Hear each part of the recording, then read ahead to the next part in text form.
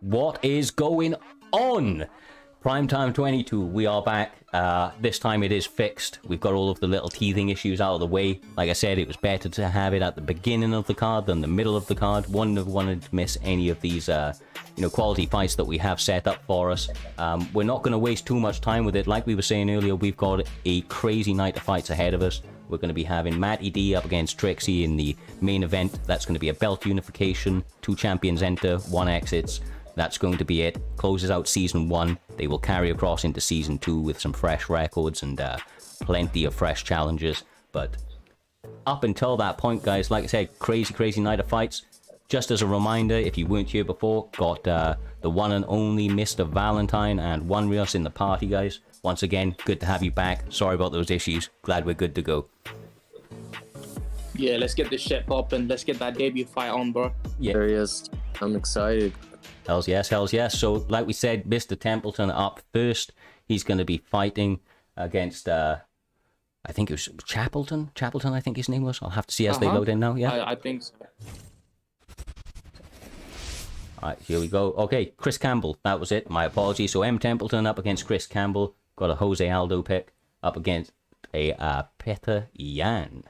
These are always fun fights, man. Lots of power. Lots and lots of power. Yeah, mate. Yeah, especially with Aldo's chin. I think Aldo is a very good counter against Yan. The only 2 people I can think to face Yan would be Cejudo or Aldo. Yeah, this is a definitely power versus speed matchup. And Jose Aldo does have quite a bit of power as well, but it's definitely, if it goes for the speed advantage, it lies in favor of Aldo. For sure. We're seeing Peter Yan already starting to load up on some of those big shots. Nice little takedown defense from him and gets a slam of his own. Beautiful reversal, pretty much. Yeah, I mean, not where you want to find yourself if you're Aldo. One of the key points that we were going to go to is that Chris Campbell uses the cage. Yeah. Hopefully, they fixed that bug. They have now, from what I've heard. So all the bugs are fit. I believe should be perfectly fine. Overhand. Oh, haymaker. Absolute heat seekers here. It's abandonment right now. Standing. Definitely, he's timing those shots, but he's just throwing huge amounts. Oh my god! Oh, hits him with the heaters! Oh man, this could be it. Oh, barely survives. Skin of his teeth, but it's not over. It's not over, guys. He doesn't have the stamina. I don't know if that was the right thing to go for. If he had a little bit more stamina, you'd have had more time to throw those shots. He is not out of the woods yet. 2 minutes 40 on the clock, and we're about to see Jose Aldo rain down some bombs on... Yeah. Yeah. He decides to get up. That's interesting. Maybe the stamina coming into play. Yeah, I mean, Aldo isn't really known for his grapple stamina, especially from the top right. His top control isn't the greatest. So I do, recognize why he managed to get back up. for sure. We're definitely seeing almost like a massacre from Chris Campbell, and considering, you know, in real life fight we saw Jose Aldo get pounded out by Yan, we saw it completely opposite. With that being fun. said, I mean, the recovery from Yan is going to be a lot higher than it is from Aldo, so he may, if he manages to make it out this next 1 minute 30, especially with big damage like that. Oh! Beautiful mix-up, and it just drops him. What a way to start out tonight's card. These guys throw in absolutely everything at each other. This is a crazy fight. Cheeky little taunt there. Goes for the front kick, hits the block, tries another uppercut, he goes for a leg kick, checks the leg kick. Oh, the haymakers, man. What the hell? Both guys throwing haymakers. Oh, gets goal as he's going for the haymakers. He gets caught to the again. Oh my god, man. That is savage. Okay. And it's only 20 seconds in the first round. You would think this was an all-out war already. I can't even call this fight anymore, mate. Jesus, man. Oh my goodness, with 4 seconds left. The non-stop action. Yeah, the non-stop action, the incredible pressure from both guys, but M. Templeton picking up a W upon Ws. He put his opponent to sleep tonight. I mean, one of them was definitely going to go that way. We were not seeing a decision in that one for sure, man. Yeah, they didn't get round 2 coming. What a comeback, mate. Huge respect. Watch out for this guy. Both of them. I mean, you know, Chris was no slouch. He was landing shots. Oh. Yeah, the tides turn, and you know, he manages to weather that early adversity because Chris Campbell was looking phenomenal in that first round. You know, at the early part of it at least, but then Peter Yan, M. Templeton making his adjustments, 3 knockdowns, 3 stuns, 2 body health events. Beautiful work and one hell of a way to start out this card. Well, like I say, guys, that is one hell of a way to start out these fights. Up next, we've got another fun fight for you all. We're going to be having one Mr. BSD Big E up against Top Flight. I don't personally know either of these gentlemen, but we know the BSD camp. Obviously, a bunch of very, very tough opponents. Seen a lot of very high level, you know, kind of teammates come out of there with names like Pudgy and so on. I imagine he's going to have that those body shots on point, but it's hard to say with the BSD guys. I think they all alter a little bit, but they've got very, very you know, well-rounded games, can really, really be dangerous everywhere. So I think Top Flight's going to have to mind his P's and Q's tonight. No, definitely. You know, BSD guys, they are known for their grapple, but that doesn't mean, you know, they can't back up their striking. So I'm very curious to see how Top Flight's able to match up against BSD Big E.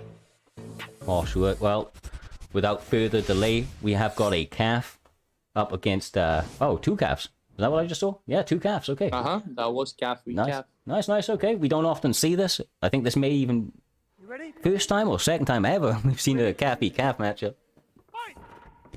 I believe it was the second time because if I'm not wrong, I saw Slick with the Agapoa calf.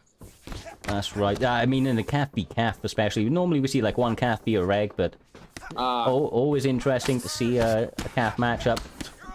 A little bit more evened out. I think, yeah, Top Flight might need to just watch his distancing a little bit here because he seems to be whiffing a lot of shots. And already we see Detroit rip into the body when he can. That straight into the lead body hook has landed accurately. Oh, lovely knee from Top Flight there. And he's working the legs actively.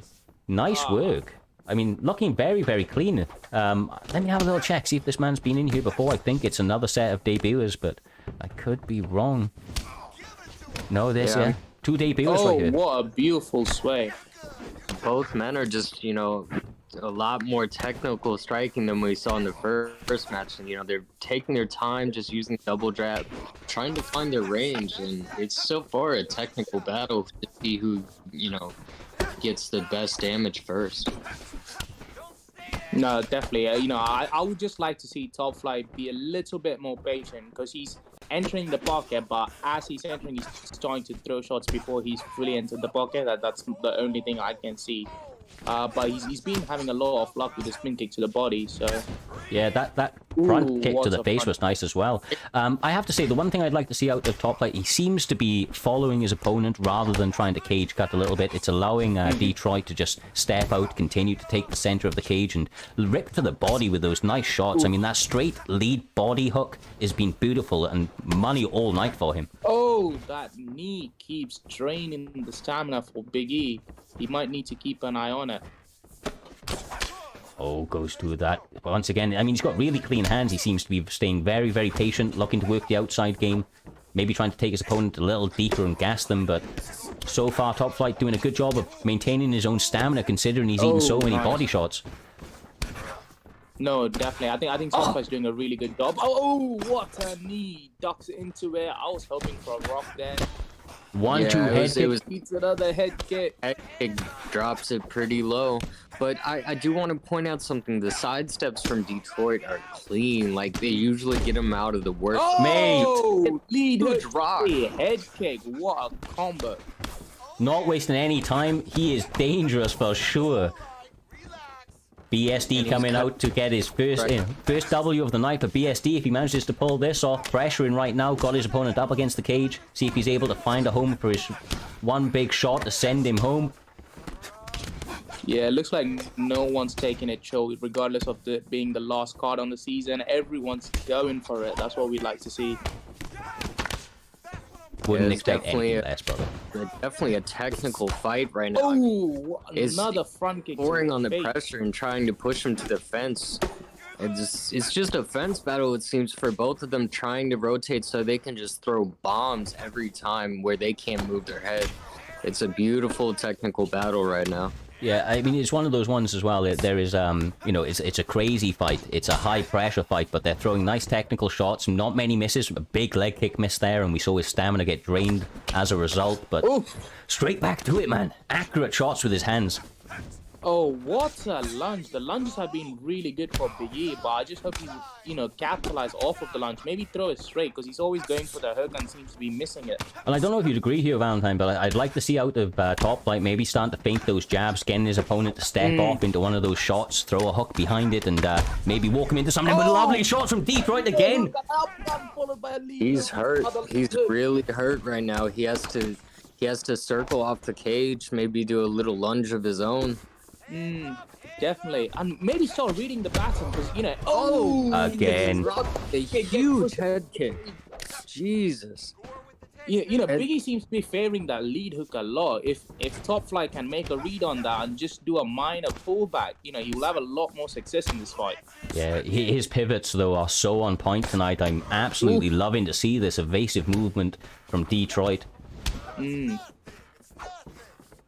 Again, he's been favoring the lead hook a lot to initiate his combos. So, like you said, Cyrus, I think if Top Flight could just manage a feint to even a body and into a pullback uppercut, that would be beautiful. That might just be night-night. Yeah, no, I completely agree with you, brother. I would say as well that those front kicks are a little bit too many now. Maybe a bit of frustration setting in for Top Flight as he continues to go to that front kick over and over again with little success. Yeah, he's definitely been readable, and that knee that he's been using to get in has cost him, you know, it's cost him every single time those punches have landed after that knee. And the knee didn't do enough work, in my opinion, for him to get taxed by his head health. Yeah, for sure. This has been a great fight. I have to say, I think this is actually on real-time clock, which we're going to let it run through since obviously we're so far in the card, but... Naughty. Because these fights are a little different when it's on the when it's on that real-time clock. Oh yeah, you take your time, you're more patient. See, I disagree. I feel like real time, you're going to run out of stamina within your first round. There's so much time. But I've been proven wrong. Both these guys seem to be doing rather well on stamina, considering how many shots they ate. Well, I know that some of the calf scenes around do run real-time clocks, so maybe both coming from one of those scenes and used to fighting in it, so maybe not impacting their game plan as much as it would somebody that's a little bit less used to that. But they're putting on one hell of a show, considering, you know, Feels like we're 2 rounds in, but that was 1 round of non-stop action. These guys doing a great job defensively and offensively. That's a nice adjustment. Beautiful double leg bell into it. Yeah, it was a great takedown. He realized he's not doing enough. The side control. I wouldn't have thought for the get up, but yeah. Oh, goes for another beautiful. Beautiful power slam. Now he's in side control. What can he do for me? Okay, maybe he's trying to prove a point. I don't know. Yeah, but I don't know if his aim is to get Big E to stop blocking low so that he could go high. But I'm pretty sure I can think of a couple more ways to do that rather than just go for takedowns. I agree with you. That was definitely a weird decision, a weird call on his part, but he's landing some cleaner shots, so maybe he was just trying to disrupt the flow of his opponent. That's an excellent point, one Russ. Sometimes just the occasional takedown gets your opponent dropping their hands as he goes for another one, and the power double leg. Let's guess. Oh, beautiful read from Big E there. That's exactly what he needed. And you see, goes for the choke fake. Detroit is starting to slow down on the strikes. He's not doing as much volume because he's afraid of that takedown. And now the knees are landing as well. But he eats a lot of damage coming in, so he definitely needs to time those takedowns if he's going to keep going with it. Time that knee, throw a few jabs to, get his range so he doesn't take so much coming in. I agree with you, man. He needs to shorten up his shots because right now, honestly, Detroit on the feet is just looking like he's so much more composed. Big E is, he's obviously just not that worried about too much coming towards him. He's, staying composed, seeing everything. And he gives him some of his own medicine by taking him down now. Beautiful read on that. Lovely denial. Goes for the half guard. Let's see what he does here. Tries to go for the Kimura and gets the Kimura. It's going to be an easy escape, though, right? Yeah, he's just a little too fast on his triggers. You want to be as gentle as possible.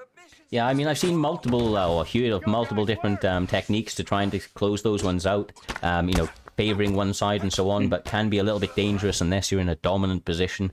His opponent did well at defending it, but takes his back. That's good work with 2 minutes left on the clock. But he separates. Yeah, that would have been a really good opportunity for him to land some hard ground and pound just before separating. Going back to what you were saying about the few different techniques, I find it a lot easier because I have a regular controller. I find it a lot easier putting my fingers lightly on where the LT and the RT letters are and just slightly depressing, going back and forth, right to left, left to right, and just practicing a lot. Interesting. I always find it bad just by the, end of the triggers.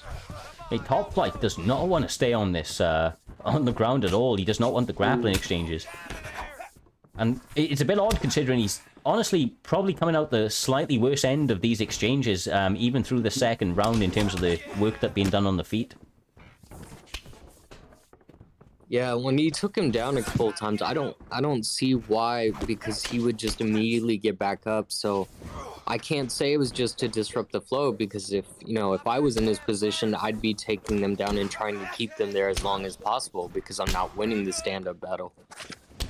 No, yeah, you've got to just kind of... It's one thing getting the adjustment and getting your opponent to start drop their hands, but unless you start doing some work down here, he has no concern. He reversed him there, and maybe that's why Top Flight doesn't want to be down here. He's just maybe mixing up with the takedowns, but doesn't feel too comfortable in the transitions.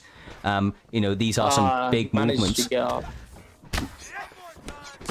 Yeah, but I just feel like, Top Flight needs to have a stable idea of what he's actually going to achieve by going for the takedowns, because at this point it might be frustrating for Big E, but all he needs to do is be consistent on his rear uppercut, and he could just rock him or knock him out whilst he's going for that takedown. On that point though, Valentine, it's a little bit different, right? If your opponent takes you down but they're not doing anything with it, then you're not worried. I'm able to get straight back up, so it doesn't really matter, but they've got to do something with it just to make you actually worried about what they can do if they get you down there. Oh, beautiful front kick again. Zero range, but none needed. Those feet found their mark. Kicked him square in the chin.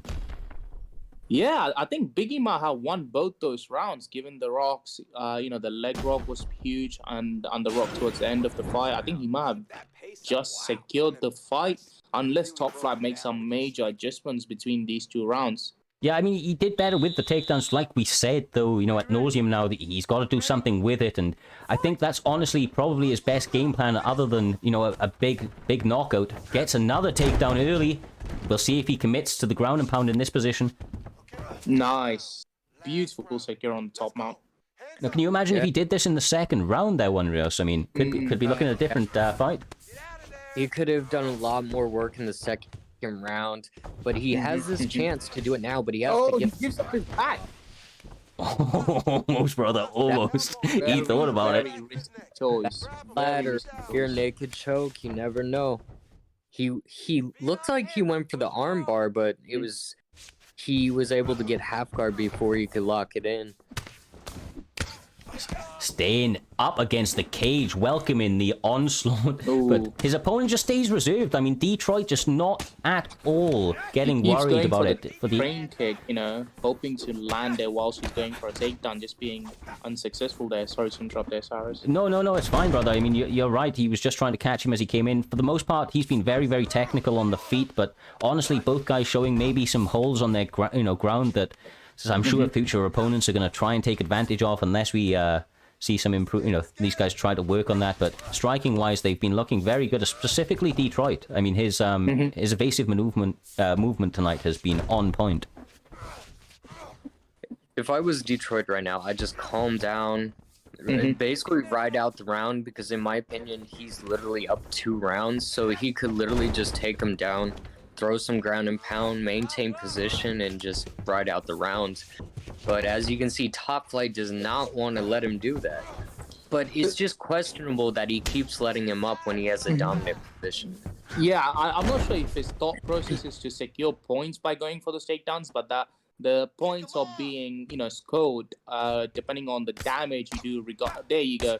Now, this is what I would have liked to see from the get-go, because just look at Biggie's block there. It's completely gone. Yeah, and it chips away as you go throughout the fight, but that's a lovely reversal by Detroit once again.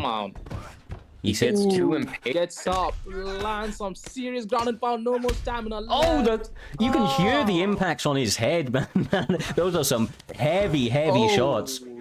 That was very bad. Denial there. He might finish it this time because he got that huge deny, and his block holds up for just a bit to hold that onslaught off. Wow, he just tripled up on, going down on his right stick, but I don't think it could matter. Oh my goodness. It's killing me, the suspense, because one shot's gonna end it, but he needs to I think every time. I was just going to say, I think this might be it, but beautiful post from Top Flight there. It's literally, it's literally one posture up from being able to be finished. He just needs to find 1 or 2 clean shots. He should try going to the side. Clearly that's not working. What I'm interested to see is if Top Flight's grapple HUD is not on Legacy. Because I feel like everything he's done so far has been reliant towards getting up and posturing up. That is a phenomenal point, and you could very well be right. Some of these calf leagues are stand and bang only, so maybe he comes from one of those scenes. I'll have to, maybe have a little bit of a look after the event and see if we can have a word with some people. But probably the case. You're absolutely right, brother. He's pretty much only gone from get-ups or back takes and that sort of thing the entire fight. Yeah, so... Okay, goes for the armbar. Interesting. It's definitely a handicap when you use the new UFC ground controls. It's just, you can't really see all your options. It just goes for the nearest one. So I do suggest anybody who's still running that to switch it to Legacy immediately. Yes, sir. Yes, sir. And I mean, if you've gone through these recent updates and not played yet, and you're due to fight tonight, please double check that, because it changed mine automatically, which, I found out a little too late in a fight. Oh, yeah, and I feel like at this point I'm quite confident, because there was no load up on that submission. I'm actually confident that he is not on Legacy. You could be right. We'll have to check in, but Either that or he just likes to get up. There's only 30 seconds left in this. Not going to sink it in. Maybe we can get one last big push for a finish if he's able to posture up, but looks like he's secured half guard. Let's see if he can get the finish this time. Yeah, I think he mainly went for that submission just to survive because he's just eating so much damage. And again, just 1 to 2 punches away from finish. I'm not sure Biggie realizes that, you know, it's best to mix it up so that the block is broken. Because if you are just throwing 3 hooks in a row, that's not going to do much then hit their block. So for future reference, it's always best to go 2 hooks on a straight or a hook on a straight and then keep going. Because that way you break the block. The straight always helps you get that block out of the way. Especially in that top mount position, they're not able to reverse you. They can get up at best. So you can really start to let go on those positions. Especially that late in a fight. Ground elbows. I really miss ground elbows. Want to be able that's to breaker half for you. All right, we know that you'll be dropping elbows as soon as they let us. That one, real. Don't worry there, brother. Jones is already broken enough, mate. Without those, so. Detroit picking up a W, 5 stuns and wobbles, 1 leg health event. Yeah, 1 knockdown. Lots of good work. I mean, quite honestly, Detroit looks very, very clean tonight in terms of his ability to step off. Not top flights, you know, best moment, I'm sure, but I'm sure he will be back better than ever. Got to work on some things, of course, and we've got some things coming in the near future that we're going to be having a little chat with. The UFC have the UFC, you know, Apex and Performance Institute. We are going to be doing the primetime PI. Got it kind of going at the moment, so trying to help maybe, you know, some of the guys on the lower end of the card that are a little bit less familiar with the grappling elements and so on. So try and you know, see the next future, kind of like Zayaf and so on, who have come through the leagues, started at the very beginning, learned the game up, and you know, kind of got better and better on a snowballing spree. We've seen many a guy being able to turn around their entire game, you know, gameplays and styles of their fight by just training, you know, against some of the top and best opponents that there are out there, which you are going to find within Primetime, ESFL, all these other leagues. You know, obviously got UFL, other partners. You know, the Cage Rage got their things going on and much the same. So plenty to get out there and get yourself tested. But with all of that being said, guys, we've got another crazy fight. One of the original TMFers himself, Dale Denton, going to be up against Rara Rasputin. These are 2 veterans that have been around for quite a long time. Yes, sir, brother. Yes, sir. Now, they've had a little bit of a rough patch recently in some of their performances, but this is a matchup of OGs, kind of thinking of like Donald Cerrone sort of, you know, vibes. I don't know if Rara's quite Diego Sanchez. He doesn't have a Joshua Fabia, but yeah, these guys are going to be in a savage fight. It's heavyweight, guys. You know that these guys are going to hit hard and probably not going to last too long. Yeah, I mean, Dale Denton, you know, I would be surprised if he lets it all go in the first round, because one thing he's always known for is his stamina management all the way through even 5 rounds. Yes. So, whereas Rara is, you know, is a small stand and bang kind of guy. So, I would be curious to see how that plays out. Well, quite honestly with you, I mean, obviously we're a little bit more familiar with their game plans. We've seen them for a long time there, Valentine. But one of the things I would say is that the thing that Dale Denton does so well is fight on the outside. He's a great outside fighter. The thing that Rara does really well is he grapples very well, but he does struggle with the outside fighting. So it's kind of, you know, they've got the poison for each other. They're able to put each other in the most worst position. Oh, not the shot you want to take. Especially Francis, yeah, and I have to agree with you there. It was just a heavy shot to land. Beautiful single leg driving takedown there. That was beautiful to see. Let's see if he secures the top mount. This is not a place you want to be if you're Francis, especially against Kane, man. Kane's got like, what, 95, 96 round strikes. He's a beast on the ground. Beautiful denial by Rara Rasputin there, going for another top mount. Secures it, tries to build GA. Just heavy pressure coming from Rasputin early on. Yeah, he's a vicious kind of grappler all round there. Whereas he doesn't stop with the ground and pound, very very smothering, and will continue to shoot the takedown if you do manage to get back to your feet. So Dale's got to watch his P's and Q's right here. Yeah, but just so we know, we really can't count Dale Denton now as Dale Denton, but also as Francis. Because all it takes is one punch, mate. 100 power is no joke. Agreed. I just feel like he needs to focus on those denials so he can get in possibly a better position or standing up. Now, I am liking that, neither of those guys are panicking and spamming, pre-denials, because you can see that GA is in building up, which is good. But at this point, you are beautiful denial there. Yeah, good work. Let's see if he can make something off of it. Maybe instead of going for a gets up, it might be nice to try and reverse him. Because at this point he could... Oh, wow. Beautiful denial on the takedown attempt there. Now this is back in Dale's wheelhouse. He does really good at range, does Dale. So I honestly, I want to kind of see him step off and just catch Rara as he steps in. Another shot from Rara, and it was a good entry. But beautiful takedown defense. Yeah, the defense was there that time there, Valentine, and he's going to need a lot more of that if he's going to find success in this fight. I also hope he realizes that he's on switch stance. Francis does not have the biggest switch stance. Goes for another single leg. Secures it this time around. Well, maybe it's a good idea to start in that switch stance because if you notice, Rasputin was landing a few leg kicks, so maybe he stayed in that switch stance so he could always switch to his power stance. Yeah, that's true. I did not pay attention to the leg kicks there. Very well, could be the case. I mean, sometimes in the heat of the battle, man, you switch stances and you don't even notice. So maybe he's just fighting on that little bit of autopilot at the moment. He's got a lot of takedowns coming his way. Nice head kicked attempt there, but gotta be a little bit careful from the takedowns of Rara. Able to shoot under those head kicks and get a takedown. Yeah, I mean, this fight in real life was, something I was super excited for until I saw, Kane's knee buckle. Yeah, so, I mean, that was a hard one to watch, ain't gonna. Francis can't just kill the man, but both the gentlemen being respectful towards each other. I would say your mic cut out there, brother. Ready, fight. Ready.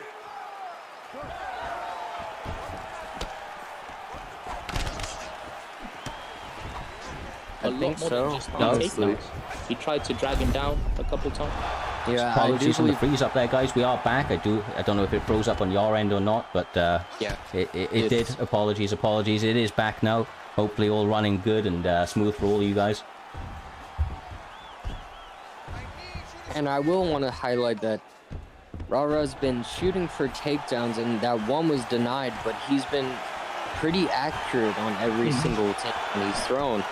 And I just would like to see more top control from him, possibly, deny transitions and not let Denton get back on his feet.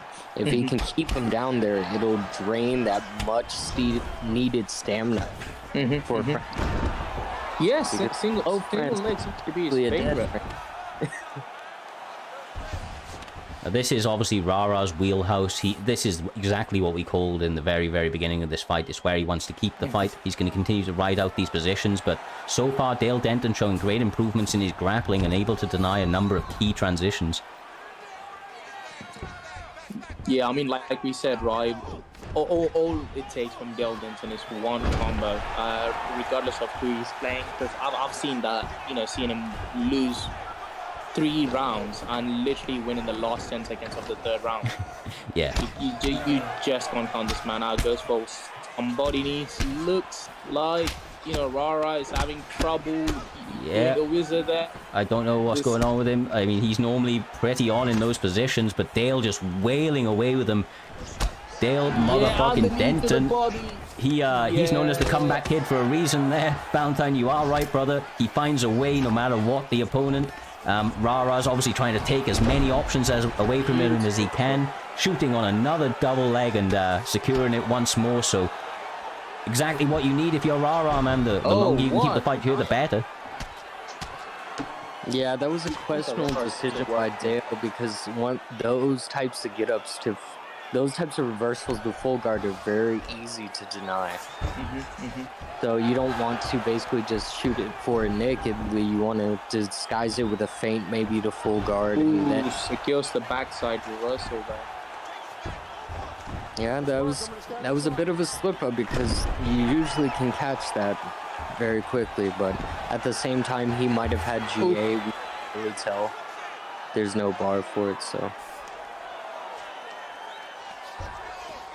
This Gets time he top gets mark. it. Yeah, he gets it this time, rather, and not able to hold the position. But once again, Rara doesn't really care. If the longer he can rack up these top control, work these shots, he knows he's taxing on Dale Denton's stamina. Now trying to get the arm triangle, he but goes for the arm triangle. there's the 10-second clap though. 5 seconds on the buzzer. There's not going to be enough time for him.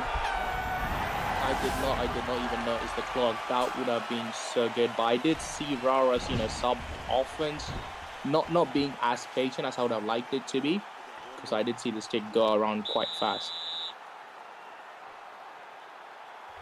Right, third and final round, guys. Third and final. Possibly some nerves showing, but I mean, it's already... Oh, there is the Francis we saw in the Stipe fight. What a sprawl. He needed that. Get up. Doesn't deny this one. Around. Lovely body kick there. Goes for another knee. Maybe all he needs is a body uppercut with a rear uppercut to end the fight. Oh! Ooh, lead uppercut straight. Oh, nice interrupt. Now, it is interesting to note, though, One Rios, that, Velasquez right here, Rara is actually the pressure of the two fighters as he misses that takedown attempt. Ooh. Yeah, really, all it needs is one punch or a good combo from Dale, and it could be over. Yeah, if he could triple up on the body there, mate. With that all being said, though, guys, I mean, it's heavyweight. Let's not rule out Rara. He's not. It's not like he hasn't got knockouts in the past, although he is definitely a lot more committed to this grappling. But now finds himself on bottom with Francis Ngannou, who, let's be honest with you, is the last person that you want raining down ground and pound. Oh, what? Nice reversal. Yeah, this is definitely what Rara needs. He needs to do some damage. He needs to maybe finish. I think he needs to finish the fight, to be honest. I disagree. I think Rara is winning the fight. It was just, a slight moment there where Dale had a very, very good flurry of combos. But You're probably right, because I was counting all those knees in the clinch and nearly dropped his body health to dangerous levels. That's why I figured he might have gotten the second round. It's an interesting one to score, guys, because, I mean, I think the damage, I think they'll all agree, is Dale Denton's, but the top control and maybe the total strikes is definitely going to be edging towards Velasquez with Rara. A lot of this grappling, a lot of these short shots on the inside, so we'll have to see if it makes it to the judges, which way they're going to score it, but a minute 45-ish left on the clock and still all to play for. Yeah, plus the takedowns as well, Cyrus. Rara managed to secure, I believe, almost 90 to 100% accuracy on all his takedowns, which adds up. Definitely, I mean, accuracy is a big key factor there. Yeah, definitely thinking about it, you might be right, but at the same time, it's like you never know with the UFC 4 judges, let's be honest. Just UFC judges in general, man. Exactly, mate. Please everywhere. It's the most accurate element of the game, the judges. Desperate. Yeah, not Rara, sorry. Dale Denton feels like, I felt like he got a little desperate there going for his combos. Haymakers, gets taken down. Kind of understandably so, though, right? Losing this fight. That's possibly what's going on in his head, and therefore he kind of went for all those combos. He's trying to finish the fight. Ooh, this is bad. Oh no. He doesn't get the denial, and he's just really low on stamina. Yeah, I feel like this might just be Rara's fight at this point. Or anything. It's only a couple seconds left, but it's definitely control time for Rasputin. Yeah, man, I just don't see. I feel like Rara's game plan was solid to initiate. Yeah, I do believe you're right at this point. He might have won the second round, but I don't think he won the third to close it out. So definitely might have been Rasputin. Yep, he's definitely throwing his hand in there. It looks like it could be a split. Winner by split decision, Francis Ngannou. Dale Denton takes it. I did not see that comment. See, I got swayed by you, Valentine. I should have kept my real prediction. I wonder if we're going to see this, the scorecards right here. Yeah, I would love to see the scorecard. That was an interesting fight. So, you know how it is. UFC 4 judges count damage more than control. You can have as much control as you want, but if they land a knockdown or a couple heavy shots, it could change the whole fight. Yeah, the chat's losing there. Not going, robbery. I don't know if it would be exactly robbery, but I I felt like It was definitely very unexpected. yeah, the damage was there. So yeah, having said that, we just have more fights like these to go on, guys. Beautiful matchups Mr. here. Mac, I predict these things. Mate, honestly, like you say, we have nothing but action for the entire night. I mean, that was just the very first fight of our prelims. Of course, we've had our early prelims. That starts us out there. We're now going to be having two guys that are showing to be fairly dangerous within the league. We've got AJS Juggernaut up against TK Omoplata, or Omplata. Like to call him Omoplata instead, but either way, these guys are going to be throwing down. AJS is a camp that's very well respected within the community. Got great hands, very well rounded. Not really had any kind of disappointing fight so far. The AJS guys, they always come out to put on great performances, but obviously up against TK, another great camp that's on the up and up within the community, and Omoplata doing great work himself recently. I don't know if you've had an opportunity to come across any of them yourself there, Valentine or OneRios. I know you guys, spar within a lot of the guys within the community when you do get a chance. Yeah, I mean, I had a war with Juggernaut not that long ago. I think it was a couple days ago. It was a beautiful fight. I haven't had the pleasure to fight Omoplata just yet, but I do know Juggernaut is, his striking is solid, mate. So if Omoplata or Omoplata is looking to stick to his name, I will try and initiate a couple takedowns. Yeah, I have actually faced him twice now. The first one, like I said, I was somewhat new to the game, so I didn't know how to defend against joint submissions. But the second time, we had a great stand-up fight, and at the end of the day, it was a very close, but I got the knockout. So I'm definitely excited to see what he comes through with, maybe some ground or maybe some stand-up. And the Michael Johnson pick, we've seen that before, and it is deadly. Yeah, he's got fast and powerful hands, but he's up against a camp with AJS Juggernaut. I had to mute up the stream on this one. One of the guys is chatting a lot through his microphone, so we're going to be playing on this for a moment. But yeah, I mean, Michael Johnson, he has such incredibly quick hands. They're just, pinpoint precision with them. We see him pull back lovely there, not able to get the counter. AJS has got to be careful not to overextend. With that sort of power, he can, put you on your ass with literally one shot. Definitely. Plus, if I'm not wrong, I believe he chose Razor or... I think you're right. Yeah, Acrobat? I think you're right. Yeah. I think it was Razor because he's going to have the spin kick to the head. Not the wheel kick, but the spin kick. So that comes out super fast. Razor is the Muay Thai class, and personally, it's the only calf class that I can play. It does feel very good. Got nice options, but gets reversed. Beautiful sweep there. Woo. Michael Johnson's got great wrestling as well. I think I don't know what his stats are. But yeah, 100%. Yeah, he's definitely putting in the work right now, and going for that, like I said, the naked full guard transition, it doesn't work. Like, you need to set it up, but he gets it surprisingly. I think it was just because he was expecting him to go to full guard, and now he gets reversal right into full guard himself. Well, I mean, this is safe to use the fence now. Yeah, it's actually safe to use the fence again. What a He hip gets toss. slammed down right back on his back. See, I'm actually interested to see Juggernaut here going for the grapple. Beautiful side control, fake into the top mount. Goes for the armbar, gets denied. Valentine, you know as good as anyone, brother, that sometimes you've got to mix it up, right? I mean, maybe he just felt that the striking wasn't exactly going his way in the first couple of seconds, so decided to test his opponent out, on the ground, and has had a lot of success for it. Going through the majority of this first round, the grappling's been his biggest success moments as he gets sweeped once again, though. Johnson looking great tonight. Ooh, secures the arm triangle. Arm triangle, especially from this position, isn't the strongest sub in the game. But I feel like this might be a good time for Omoplata to make a couple reads on his opponent if he is planning to go for chokes in the future. Yeah, no, that's exactly, the case with at least myself, Valentine. You've spoken to a lot of guys yourself there, and probably do it yourself. Those early ones, as you mentioned, are just to make reads and adjustments on them. You look to build it up and capitalize when you get your opponent on a nice little transition, but so far we're seeing a varied game from both guys, kind of shotting kind of techniques out here, whether it be on the feet or in the grappling exchanges, submissions, ground and pound.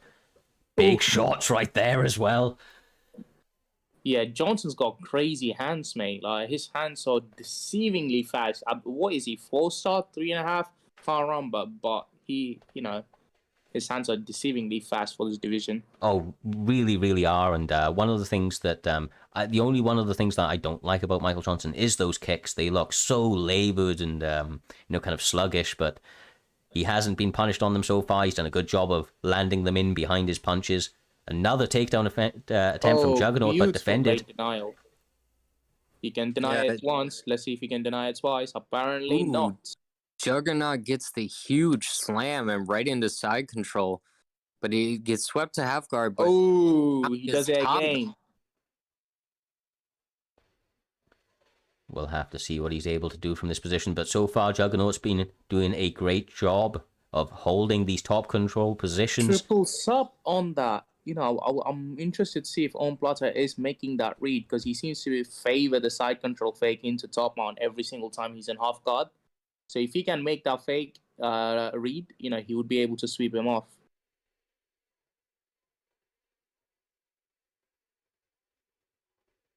Yeah, he's doing a good job. Check hook on the inside. Definitely a very technical battle going on, but I feel like Juggernaut's definitely ahead with, that ground control. Ooh, beautiful spinning kick to the body. Goes for the double elbow there. Cheeky. What overhand. Goes for another lead body hook overhand. 1-2. Eats an uppercut on his way out. Both the guys damaging each other's blocks. Goes for a pullback. Doesn't get the counter. Jockeying back and forth, both guys are. It's a matter of millimeters when they are fighting in the phone booth like that. A little bit of backing off from Juggernaut, which is probably a good idea. See if he's able to circle out and get his back off up against this cage, because, the cage probably starting to feel a little bit small. He's not really getting an opportunity to get himself off that cage line. Yeah, especially with this camera, for me, the cage feels a lot smaller, because I like to fight from the outside. So, I need the wide angle. And a lot of it comes down to cage cutting over following your opponent. If you're able to effectively cage cut, it just feels like you have no space at all. Oh, beautiful reversal there. Right into full guard. And this is definitely, Juggernaut's definitely showing some great defense, but he blows his stamina on those elbows. So I don't know if that was a good idea, but I guess he feels confident enough knowing that Omoplata isn't going to put him in any danger. Oh, goes for a full guard. Sweet, gets it. 45 seconds left on the clock. You've got to imagine that this is going to go to a third round at this stage, but currently looks like Omoplata is trying to put a little bit of a stamp on it, trying to get some late damage that'll carry across into the next round, but so far just a good job of, kind of finding moments to land some damage, and excellent defense so far from both gentlemen in terms of the ground and pound defense. Yeah, I just can't picture scoring this fight, because I feel like Juggernaut's landed a lot of strikes, but Omoplata has done, decent control. But from last fight, if he learned anything, it's damage over control. Yeah. So I would be curious to see how the judges score this one. But as we said, it's the most realistic aspect of the game is the judging in this game, because it's wildly inconsistent. Sometimes they'll score power and damage, and sometimes maybe it's a little bit more top position. I've had fights where I've definitely won the damage, but lost some top control and lost the fight under the scorecard. So you never know. This is a very, very interesting back and forth fight all around. It's been a bit of a chess battle, and I'm interested to see what final adjustments they're able to make coming into this third and final round. Yeah, when I saw the scorecard there, it looked like Omoplata landed a lot more strikes than Juggernaut. Could have been. I didn't quite catch it, to be quite honest with you, but honestly, the pressure from Omoplata has been incredible. He's just held the center of the cage anytime it's been in these striking exchanges, and Juggernaut's got to really be feeling smothered at this point. He's definitely fighting on the back foot. Oh, what's up? Pullback lead hook. And that was a great time for a takedown as well. Excellent entry. Ooh, goes for the armbar, gets denial. Now, those of you who don't know, when your back is against the cage, going for an armbar fake is such a beautiful way to go down, because so many people don't, they try to fake that get up, and they always lose out on stamina. Yeah, because it's a slower feint, so it definitely does not work in your favor. But he gets a full guard transition. Those are usually easy to catch unless, it comes out of nowhere. But Denies the half guard. Sweet. position. Side control. This one Ooh, denied. Quite honestly, beautiful denial. Omoplata's looking incredibly clean on the ground in the striking. I'm interested to see if this man's able to get the finish because I feel like momentum's in his favor at this stage. Oh, that was a beautiful read and counter. He gets the stamina drain from that denying that takedown and gets a takedown of his own. But wow, he just literally knocks him flat from one overhand. Yeah, the up kick of doom there though saves AJS Juggernaut. Almost called him Puggernaut. I mean that knockdown was huge for Omoplata. That definitely could have sealed him the round for sure. Yeah, I don't know. Maybe you might be right on that. He might not even need the judges on this one. Exactly. Yeah, 1 minute 30 on the clock, and he's trying to push for the finish. He might get it now in top mount, raining down the final few shots. Oh my goodness, what a shot.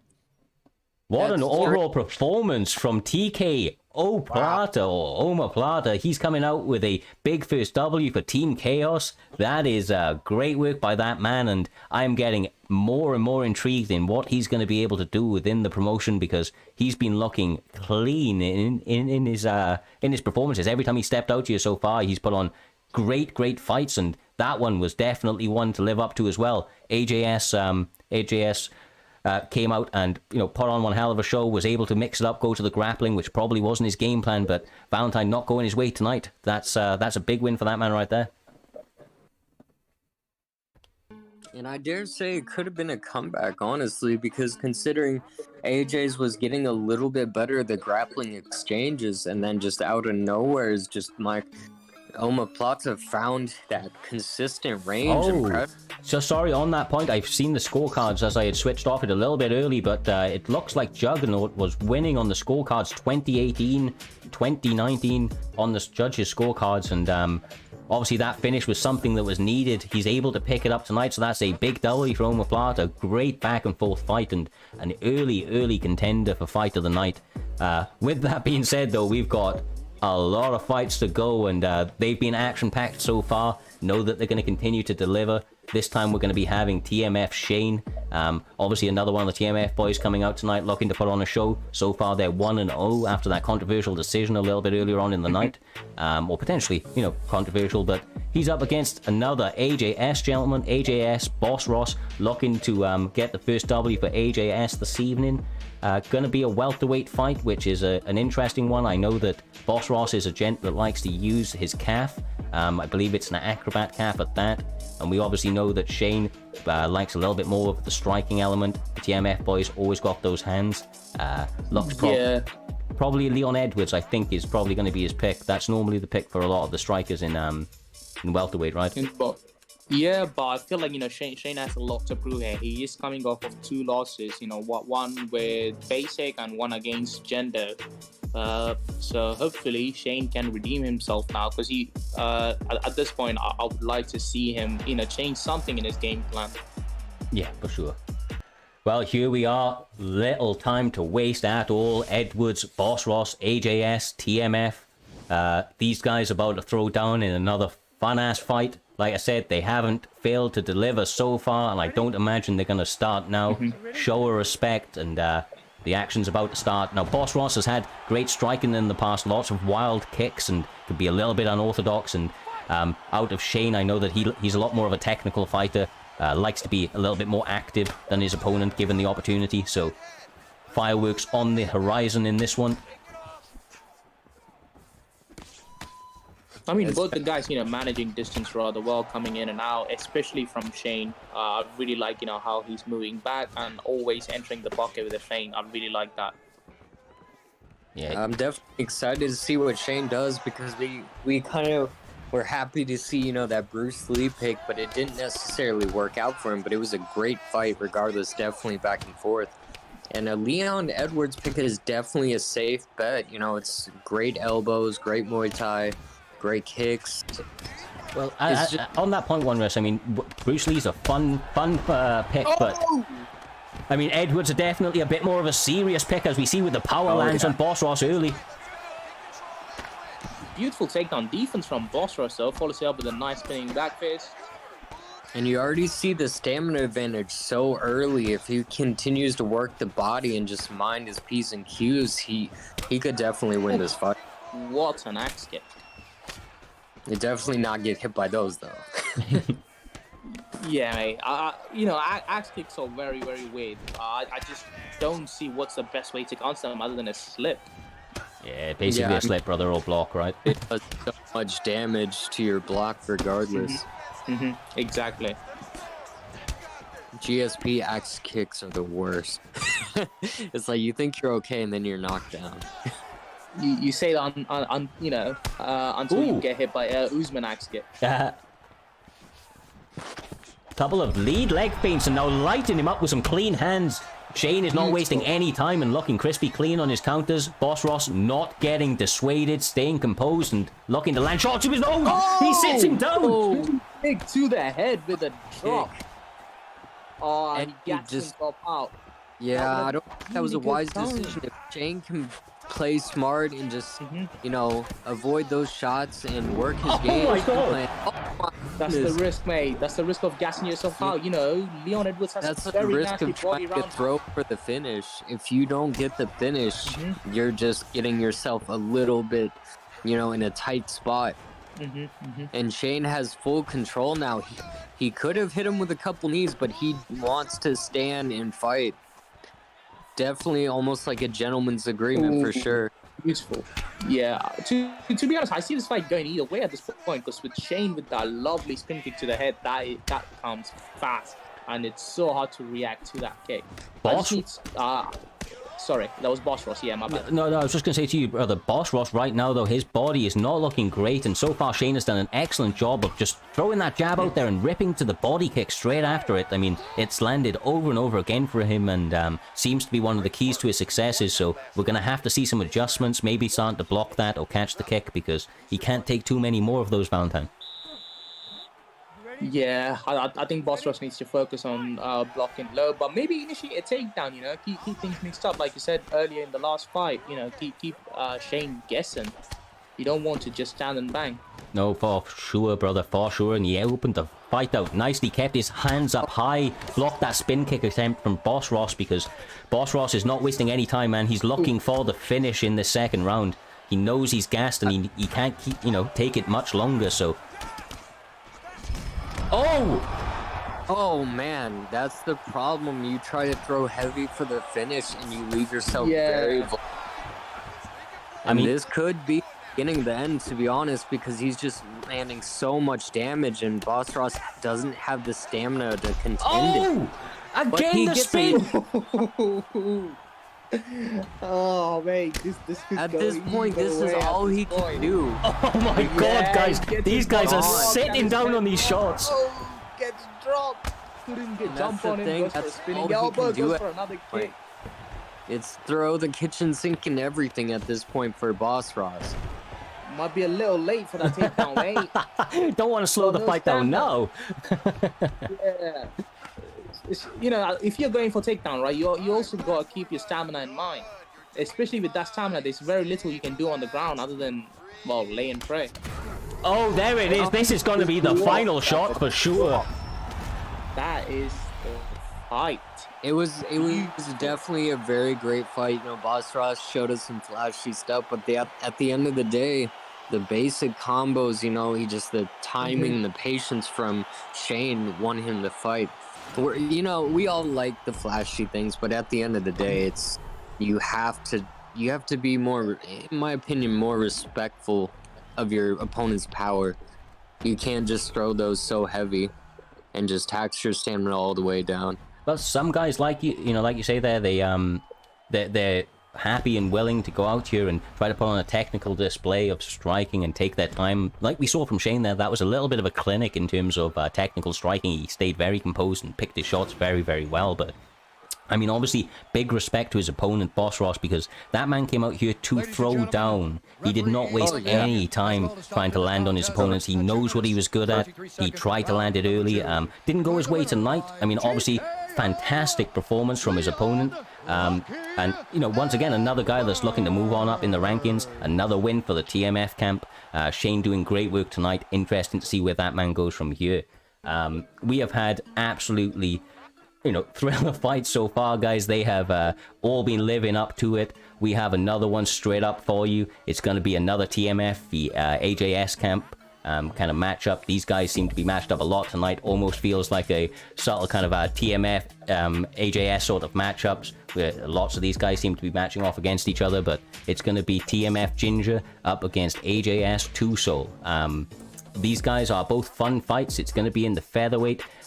Once again, you guys either come across these, you know, yourselves, or have you not had the honor to spar them yet, there, guys? Yeah, I mean, I've fought, you know, both of them, Two Soul and Ginger. But I believe Two Soul is not with AJS anymore. Oh, is he not? I Okay. might be wrong. But you know, I've heard that he's not with the AJS camp anymore. Decided to go solo, give a shot at it. But yeah, Ginger is a fabulous striking mate. For as young as he is, you know, he's very, very devastating on the feet. So is Two Soul. You know, Two Soul's been working on his Dustin for a long time now, since I've known him. Oh! That's Ginger coming out tonight, looking to put on a great performance. I know that a little bit earlier on today, he got to the finals of the Cage Rage tournament, so he's been looking very good and starting out very quickly as Poirier had to step off actively. Can't keep his back up against this cage because Ginger's throwing bombs. Ooh. I do know, you know, Two Soul loves to stay behind the black line, similar to myself, but I'm not sure Dustin is the pick to do that. Especially, you know, with those calf kicks, right? Against Aldo's got nasty kicks, so you want to utilize Dustin's calf kicks against Aldo. Yeah, it's definitely, he does not want to be on the fence, but just Aldo putting on that really good pressure to start out from the beginning. Lead elbow attempt from him there. Right now, I mean, look, he's staying so far back against that cage line. I really don't know if that's the best game plan for him, as he goes for a nice takedown attempt and is successful on it. Plenty of time left on the clock, 3 minutes, 5 seconds. We'll have to see what work he's able to put off, but Ginger's not, you know, green down here. He at least has his blue belt, so imagine him, he's going to try and get some denials off and look to work his way back to his feet as early as possible. Yeah, and Two Soul's very patient, right? He's passed with Let There Be Light quite a lot, so I expect his ground game to be, you know, at worst case solid. Yeah, and he's definitely got top mount. This is where he wants to be. Dustin Poirier has some really good ground game. It definitely, if it gets reversed, he's not going to be really much in trouble because Poirier.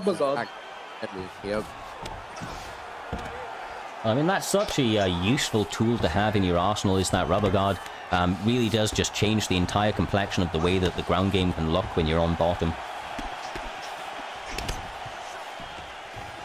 Goes for another takedown.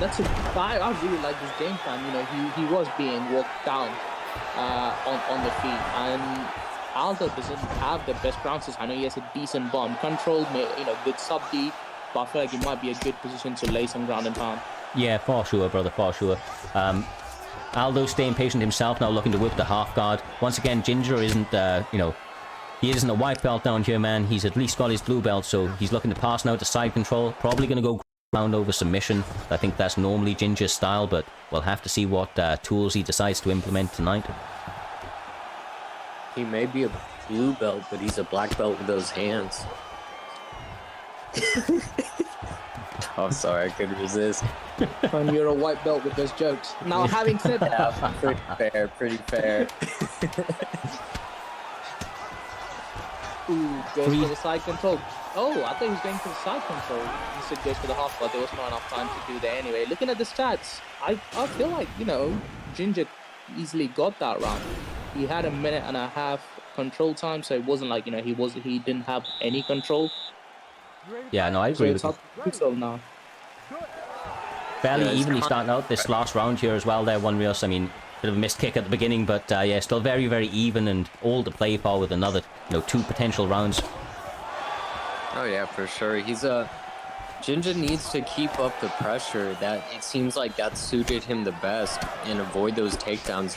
So yes, he can, defend himself on the ground, get some time on the ground.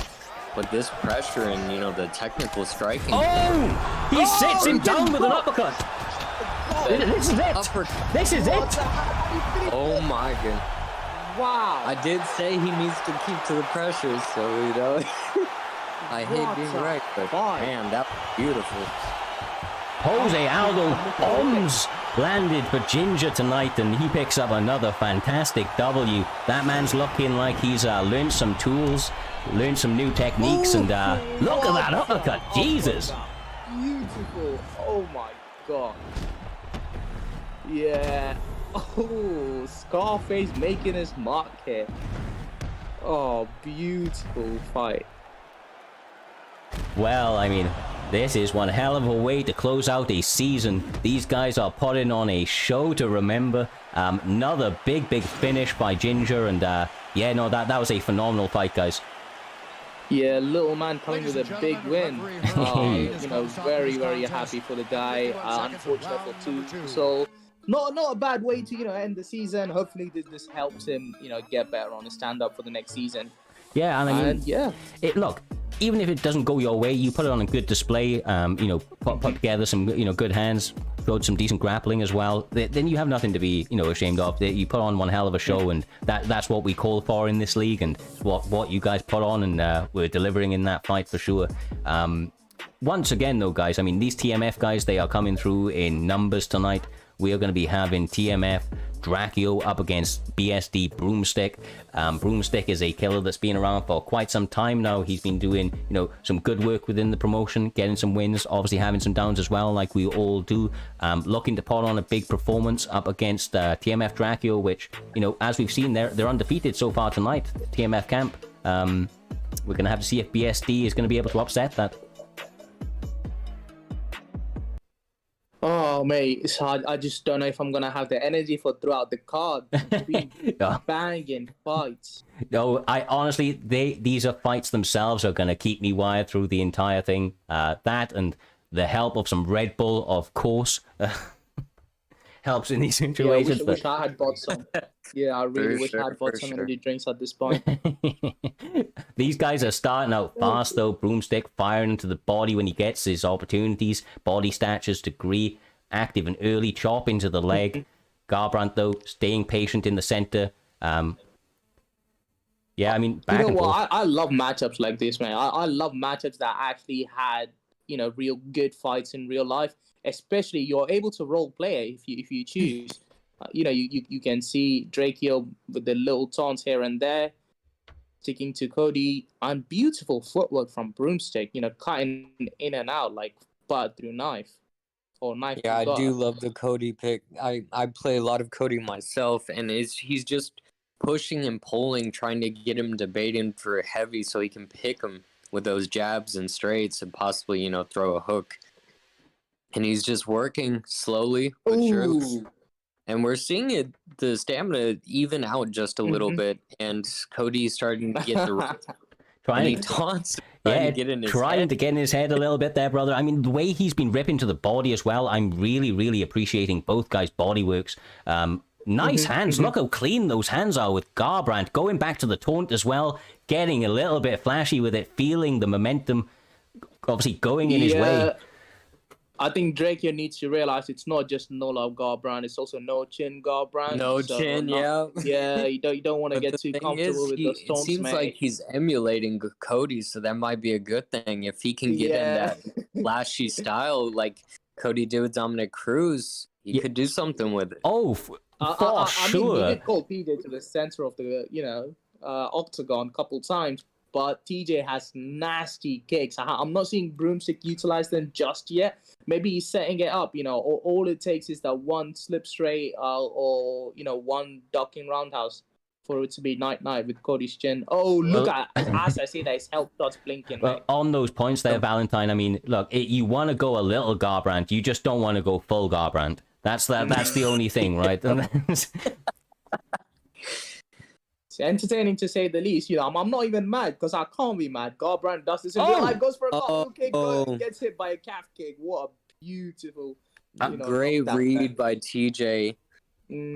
50 seconds left on the clock as well. I mean, there's still plenty of damage that can be scored. I honestly don't see these guys slowing down at all. It's one of the lighter weight classes, and so far, both guys doing fantastic work, landing on the block, if nothing else. I mean, the accuracy is on point. Yeah, just when I, get upset with the game, it's the realistic things like the little calf kick, interrupting the whole cartwheel motion that makes me fall in love with the game again. No, the animations are definitely something to behold when you can hit them cleanly, especially if you manage to catch one of those ragdoll animations, sending your opponent to the nether realm. It's a beautiful sight to see. He did get knocked down, so, Broomstick definitely does walk away with that round. In regards to accuracy, both the guys, not doing so bad, around the 40% mark, similar strikes.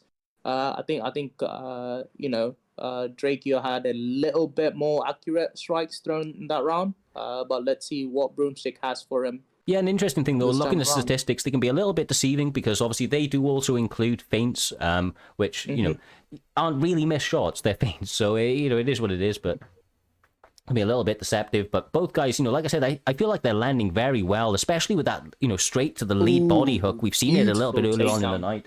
It's a beautiful strike there, Valentine, that, really, really does start to tax your opponent, especially if you get it a few times, well-timed when they've maybe missed a couple of shots on that entry. Yeah, especially if you're on, opposite stance, you are landing that lead hook on the liver. I think the vulnerability is 108% there. I mean, I wouldn't be surprised there, brother. I mean, it's like some of the vulnerabilities you can get, like a lunging hook and a missed kick. I mean, 243% vulnerability. It's nastiness. Big missed kick right there, and maybe getting a little bit overzealous. I think he needs to recalculate and recenter because now he's going a little bit too much Garbrandt. The full Garbrandt is hitting forward. I think he is, acting a beautiful embodiment of Garbrandt with the feints, with the taunts, and with the missed shots. Let's just hope he can get that flashy KO. What I'd love to see from TJ right now is just to start to go and use some of that bang Muay Thai, jab, lead hook, leg kicks, that sort of thing. Start mixing it up and mixing in the kicks into your combinations. You just got to be careful throwing them out naked because the speed of Cody Garbrandt's hands is just too much. He's gonna catch you if you enter with a leg kick naked.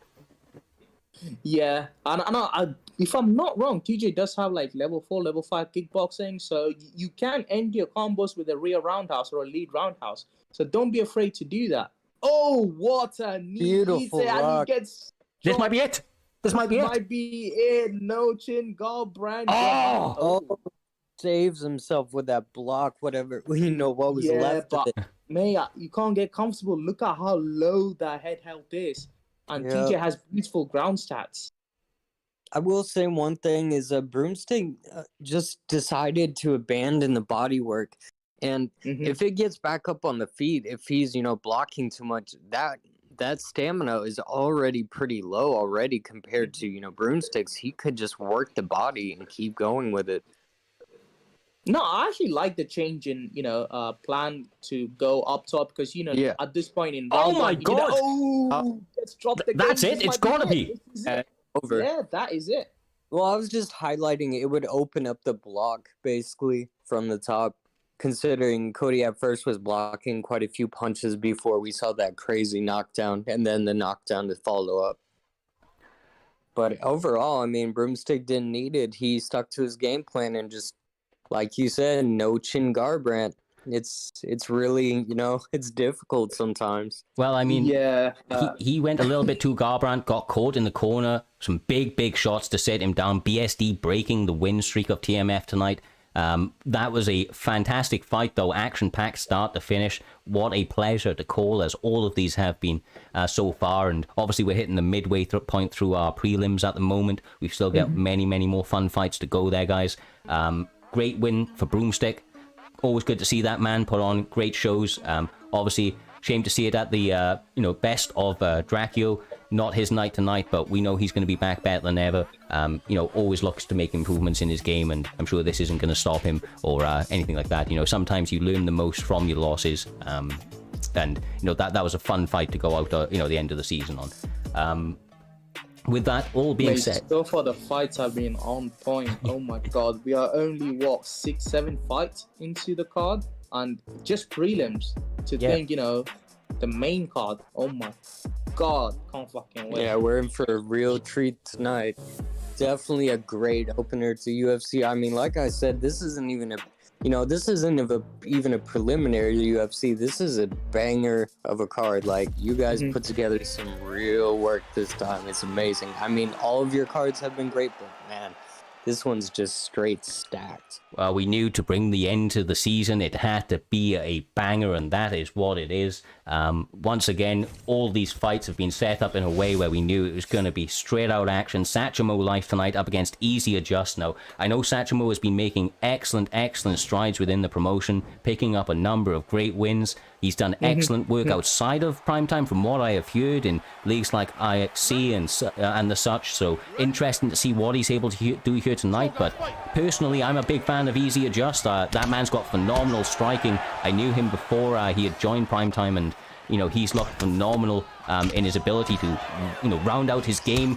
Lovely spin kick to the body again. But honestly, for Adjust, it's all in the striking, and I think the takedown's going to be key for his opponent tonight. Satchmo needs to get this takedown.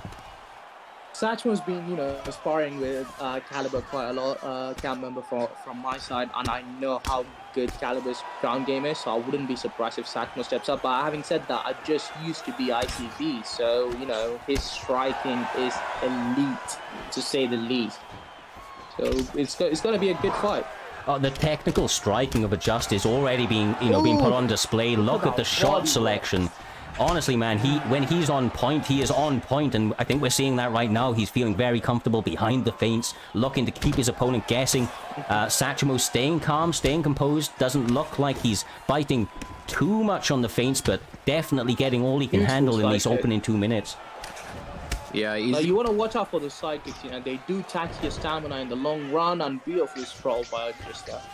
Easy Adjust is being clinical with his precision right now, and I did have the pleasure of sparring him a couple times, and at the end of the day, when I say pleasure, it's more like murder. I was getting murdered the whole time. Just a very technical striker. He has great footwork, knows his range constantly. Nice work. Overhand. Yeah, that was a good answer back for Volkanovski. Satchmo doing good work, but eats a front kick on his way in. Woo. Oh, the straight! Oh, that was a beautifully timed shot. Just rocks him and knocks him down.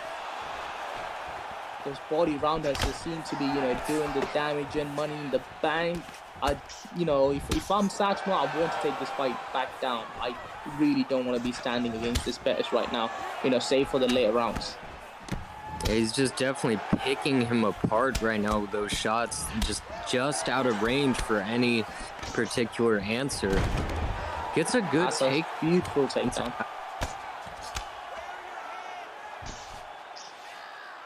Bosses up. Could have gone for the side control. Oh yeah, and he does get it. Beautiful selection there. That's the thing about Pettis, mate. What would you do in this situation if you're Easy Adjust? I mean, to be honest with you, I think Easy Adjust is primarily doing the right things. I mean, he's staying composed in these ground positions. That was a good denial by Satchmo. I do feel like, quite honestly, the striking is going in his favor. So just staying composed and looking to start out the next round, the way that he started out this one. But Satchmo, needs a lot more of this grappling, and maybe starts to attack the leg in the second round. He can start to get his opponent guessing with his hands, start to dropping rubber guard. Yeah, and he gets the denial there, which is very crucial. Unfortunately, he doesn't have enough time to capitalize on that denial. Oh man, what a fight. Yeah, this is definitely a great fight. It does favor Easy Adjust in the first round. Satchmo will definitely have to, possibly go for an early takedown and control it as much as he can, because he's definitely not winning the stand-up. Easy Adjust striking is so clean right now, so crisp. It's just catching him at every moment. Oh, that was a good shot there from Satchmo, though. He's had moments of his own in the striking, but it just feels like he eats two to give one shot, and you can't continue that. But that's a lovely switch kick right there.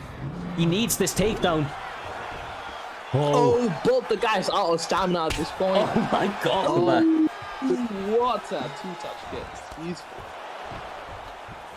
Honestly, the striking is on display for Easy Adjust tonight there, Wanrius.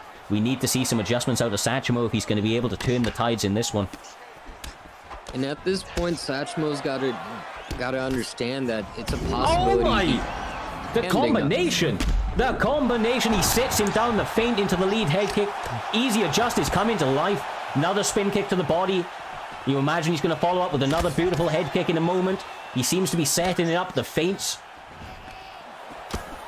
This is the moment where Satchmo has to either take him to the ground or choose which part of his body is going to get hurt, because he's hurt to the head, he was hurt to the body, so Easy Adjust is just picking those shots and he doesn't know where they're coming from. Yeah, no, I had to give him a little bit of a clap there, Valentine, because after such a savage onslaught from Easy Adjust, to stay so composed and find an opportunity to get a takedown, that's great work from Satchmo with 2 minutes 35 on the clock. Not going to get the submission, but still going to have plenty of time to work on top. It was a great recovery by Satchmo for sure.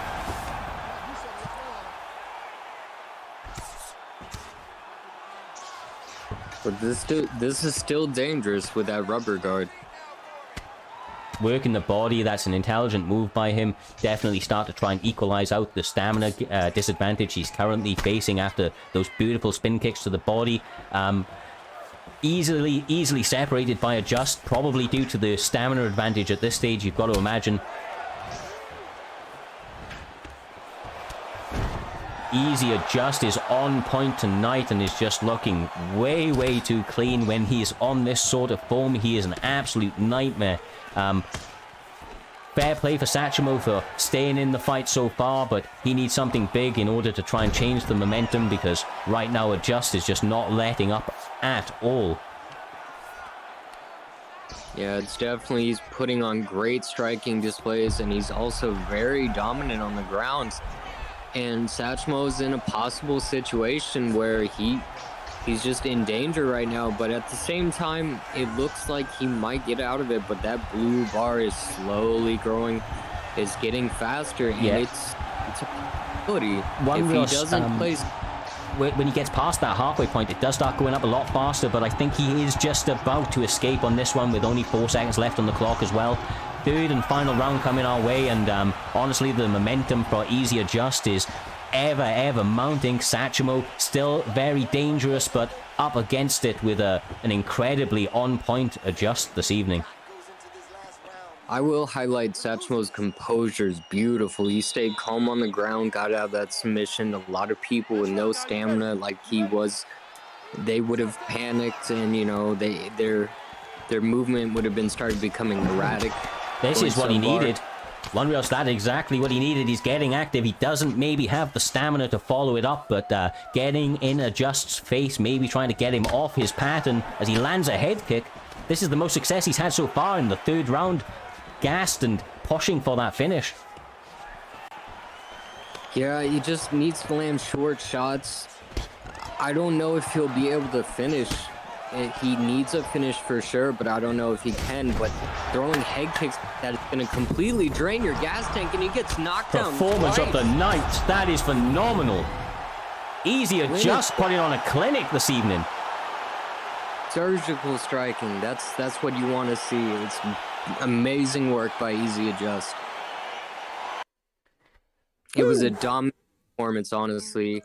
Satchmo had his moments, but he just couldn't get in his own rhythm to stop that just freight train from running over him. That's one of the things with Easy Adjust. I mean, he had one weakness in the past, which was his grappling, but that is not a thing anymore. It is a thing of the past for sure. He came out and looked phenomenal tonight. Honestly, all fair dues to Satchmo. He stayed very committed and composed in that fight. He didn't, get flustered by any of the shots coming his way, because he was eating a lot of heavy shots from about the second round onwards. Just seemed to get those adjustments and really start to put it on him. So fair play to Satchmo for, kind of staying as long as he did. But the tail of the tape on that one would be that Easy Adjust coming out here looking and putting on the best performance of his entire career with Primetime so far, and that's one hell of a showcase for him and his camp. Yeah, I just wanted to also follow up on that. He showed signs of a great fighter. No, even in his losses, he stayed composed. He didn't overextend. Yes, the high kick with that low of stamina, he tried to push it for the finish, so I won't hold it against him. No. He showed signs of a great fighter, like I said, and we'll see more of him soon enough. Definitely, brother, definitely, and I cannot wait for that. We'll be getting the second season started in the very, very near future, but with that being said, we now are quite literally at the halfway point of our prelims. We're going to be having another gentleman from TK, Team Chaos, that's TK Tattoo. He's going to be up against TMF Fro, another TMFer coming out here looking to put on a show. I believe that Fro is one of their more recent additions to the camp, so interesting to see what he's able to do this evening. But, you know, up against Tattoo, who has shown to be very versatile in the past, I imagine this is going to be a very, very tough fight for both gentlemen.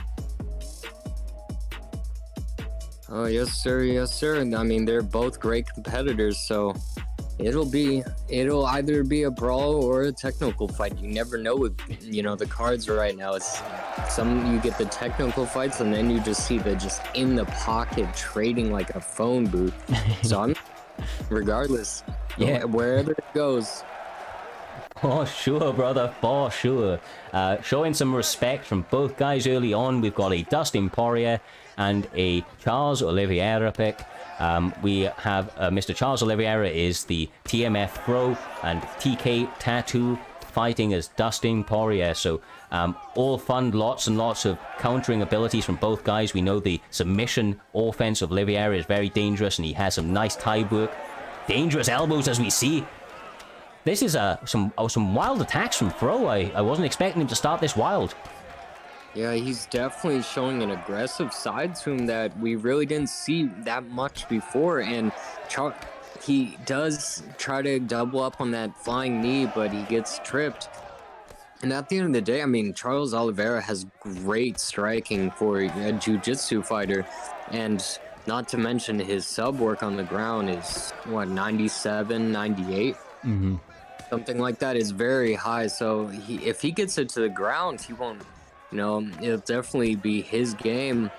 But he's showing great striking as well, just phenomenal pressure and just backing him up against the fence, landing those elbows, those knees. It's very unorthodox, but I feel like he's been very, very explosive so far in this fight, and I don't know if that's going to be, you know, able to be sustained over the course of this 15-minute fight. Dustin Poirier has power that carries through. He seems to be doing a good job of staying composed, although he is getting bopped in the face as he lands a double uppercut and sits him down.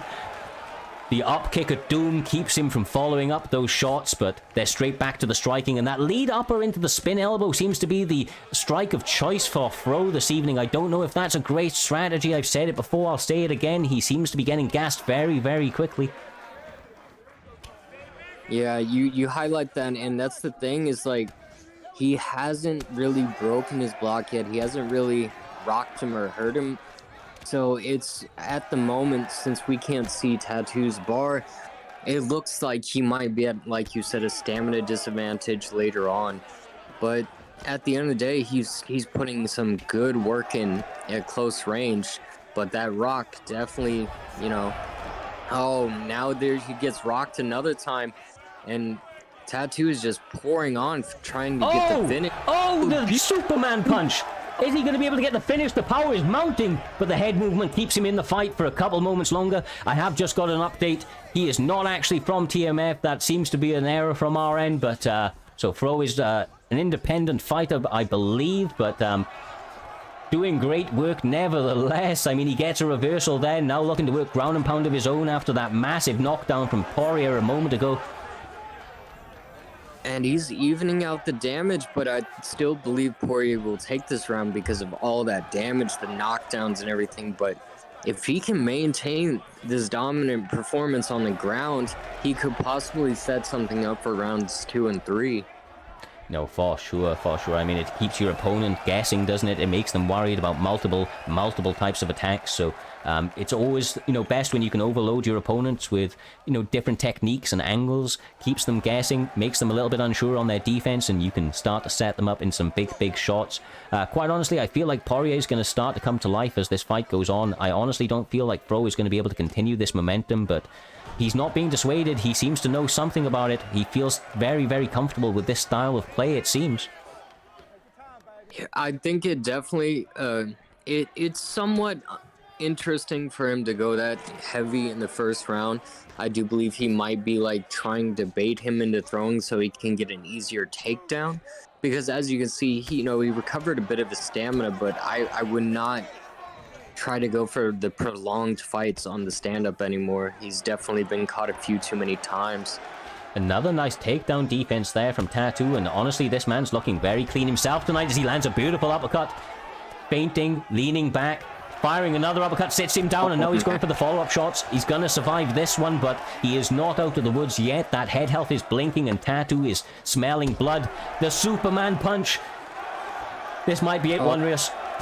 Yeah, it's looking like it's maybe just one more solid punch, and he might end the night.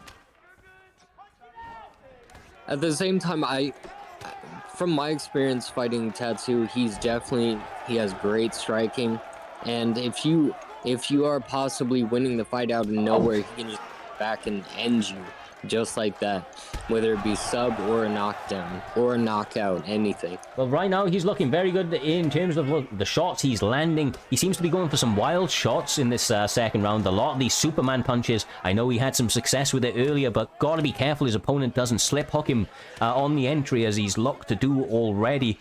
I mean, these guys are unorthodox to say the least. They are throwing some unusual strikes at each other. Yeah, it's definitely Fro's at a disadvantage right now. He has little to no, and he gets knocked out. He is out cold.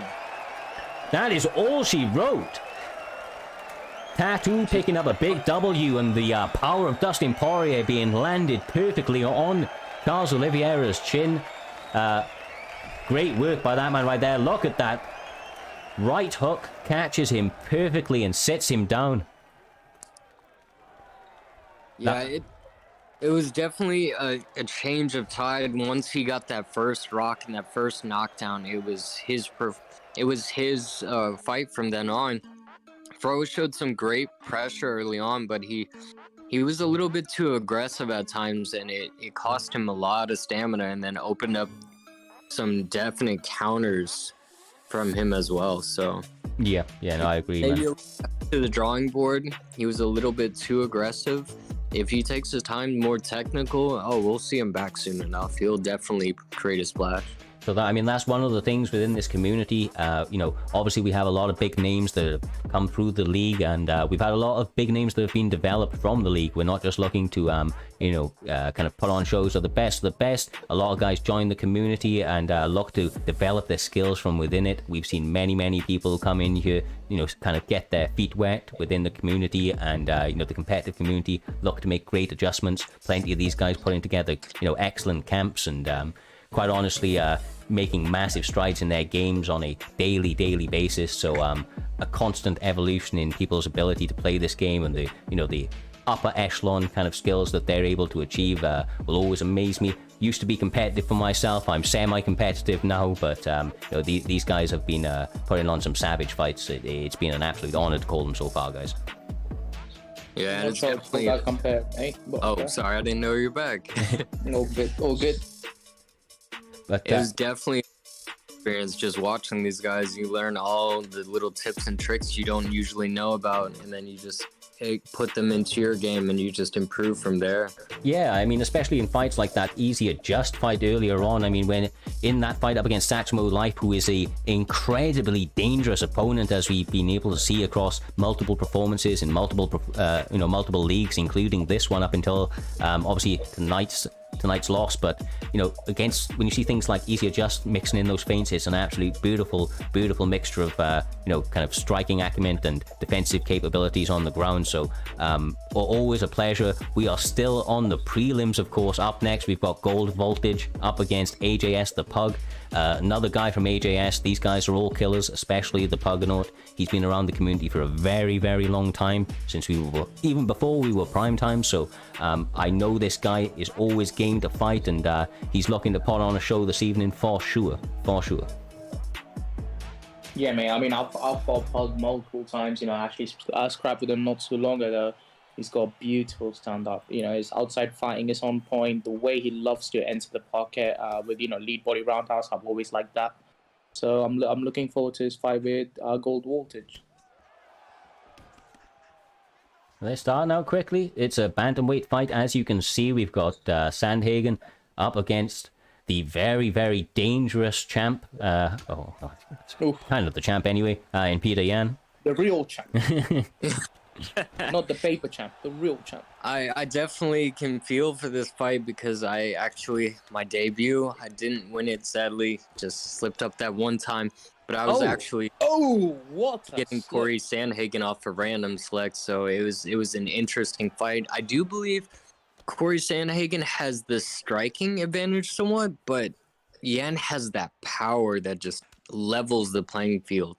And the Force of Nature perk, if he gets that stamina advantage, is deadly. Yeah, I don't know if I necessarily agree that he has the striking advantage. Yeah. Definitely the reach advantage, and that can make it a little bit more difficult for the shorter fighter to get on the inside. But Peter Yan's incredibly quick, and like you said there, one just got power for days. So looking to blitz into those spots and take away that reach advantage of Sandhagen's going to be key if he's able to get success in this fight. Doing a semi-good job of it so far, and seems to be getting the better of the exchanges there, Valentine, in the opening 2-3 minutes of this first round.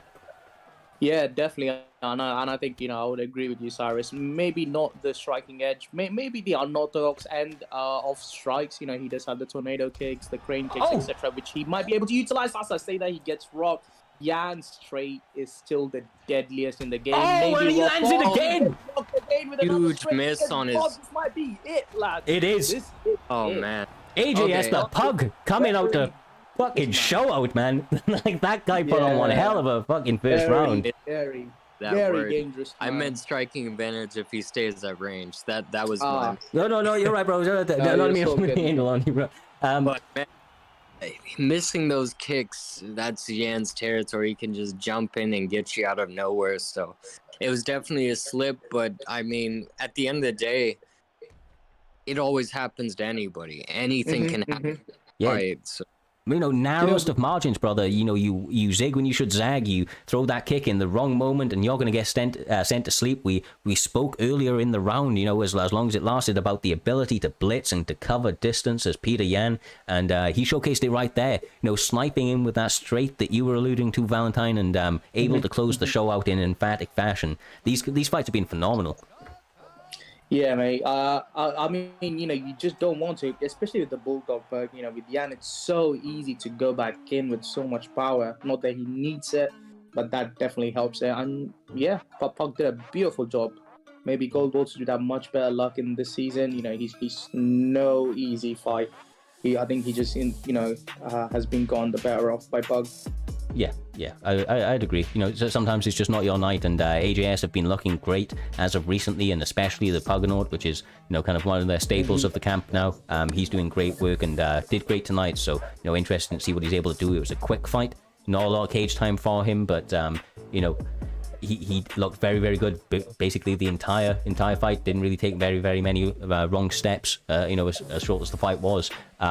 But with that all being said, we have another crazy fun fight up next. We're going to be having Saltyjoe up against TD Fadanator. So we're about to see what they can do right here. Of course, it's going to be another fight in bantamweight, I do believe. Might even be seeing a mirror match out of two Peter Yans. So, ooh, Peter Yan. Peter Yan, yes sir. These fights are insane already, and to think it's just the prelims still, it's insane, honestly, to me. Yeah, mate. Even within prelim, I think there's still 3 more fights. I'm looking forward to Lepo versus Southpaw. That is going to be a banger of a fight. Chasemefam up against Blessed Jake, normally known as Killer Jake. That's another fun one as well, man. Like you say, plenty of fun fights left on the prelims. Never mind the main card. These guys already throwing bombs, and yeah, you see them fainting low and high, trying to mix up the block to the head and body. Know that there's a variance of strikes coming their way. Yeah, especially, you know, when you keep coming in with the jab straight 1-2 or 2-1 with Yan, you just can't do anything even as Yan unless you interrupt it with a straight of your own. It's just too quick, mate. It's one of the best 1-2s in the game as a whole. You got him, Nunes, and Holloway. It's just that speed that you were alluding to. It's just goes for a roundhouse wheel kick. Interesting choice this early into the game without having a proper setup. Yeah, I mean, it was a flashy play, but it gives Joey something to think about as well. No, I agree that, you know, it gives him something to think about. I would have just liked for him to at least rock him and then say, oh, better, because I felt like he showed his cards too early into the game. Now it wouldn't catch Saltyjoe by surprise anymore. Yeah, I completely understand where you're coming from.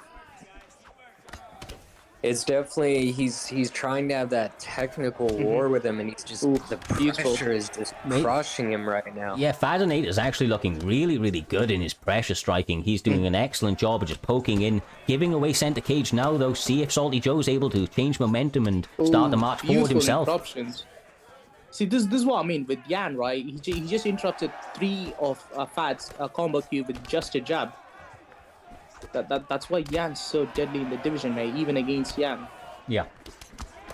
And now it seems like Joey's pouring the pressure on now, but he's still staying composed. He doesn't want to get too overzealous. And they're just trading back and forth, basically right on a napkin right now. Yeah, you can tell that Fadanator has these combinations in his brain implanted. He's going to them with, you know, absolute pinpoint precision each and every time, being ripped out incredibly quick. Saltyjoe's trying to answer back, but whoever goes first, you know, is basically getting the better of the exchanges right now. Yeah, and, you know, if I'm Fad, I'm actually, you know, not worried about my leg health because he's been checking a lot of those leg kicks, returning the damage equally, if not more. So if I'm Saltyjoe, you know, I'm looking to switch stance and then attack the leg because right now his left leg seems to be going down as he gets checked more and more. And just to highlight this, beautiful. I was about to say something, but I'll wait. That was a beautiful head kick. I was about to say is like just to highlight the level of skill from both these players. The stamina is almost exactly even. When they've been throwing like constantly crazy, you know, just in the pocket technical striking. Yeah, I mean, literally finding a phone booth, but you know going into the second round, they're going to come out pretty clean. The leg of, I think it's Fadanator? I didn't quite get to see before we went into the second round, but his leg is being chewed up at the moment. You can see the welt on the left leg already. You can actually see it on his shin. Yeah, that's going to become problematic if yeah, I was going to say Yan, if Saltyjoe continues to go to it, but he's got to be careful of his head health because Fadanator is finding a home for those bombs. Yeah, that wheel kick is going to cost him dearly, you know, especially with fancy kicks like that. I think, beautiful straight ducking roundhouse there. Gets Ian up with a straight on his pullback. You want to be careful on those mate. moves. Oh, it gets dropped. That's why. Oh, beautiful up kick. The up kick of doom is always there, brother. It just saves so many people. It's like computer says no, just get... The head health is looking really low, Cyrez. You know, if I'm actually worried for Saltyjoe at this point. I know Fad's legs hurt, but this game, unfortunately, you know, the investment in leg kicks don't pay off as you can easily switch stance. And Yan has what, 93, 94 switch stance. So I wouldn't really be worrying about my leg, you know, going for leg if I'm Saltyjoe. I would be focusing on head hunting at this point because it's a little too late to go for the body unless you rock him and triple up on your hits. Yeah, no, there's a really, really good observation there, and I think you'll agree as well there when we're saying, never mind, he eats a number of shots. Woo, back and forth. Pressure coming from Fadanator, and yeah, sometimes you get caught, and sometimes you know you're working your game plan, you're doing great, and you catch that one punch and it sets you off to where your opponent can capitalize it. But Fadanator's staying calm. Listen, you're gonna Great win. movement. He's a wise man. starts headhunting when his health is low. That's exactly the way to go, mate.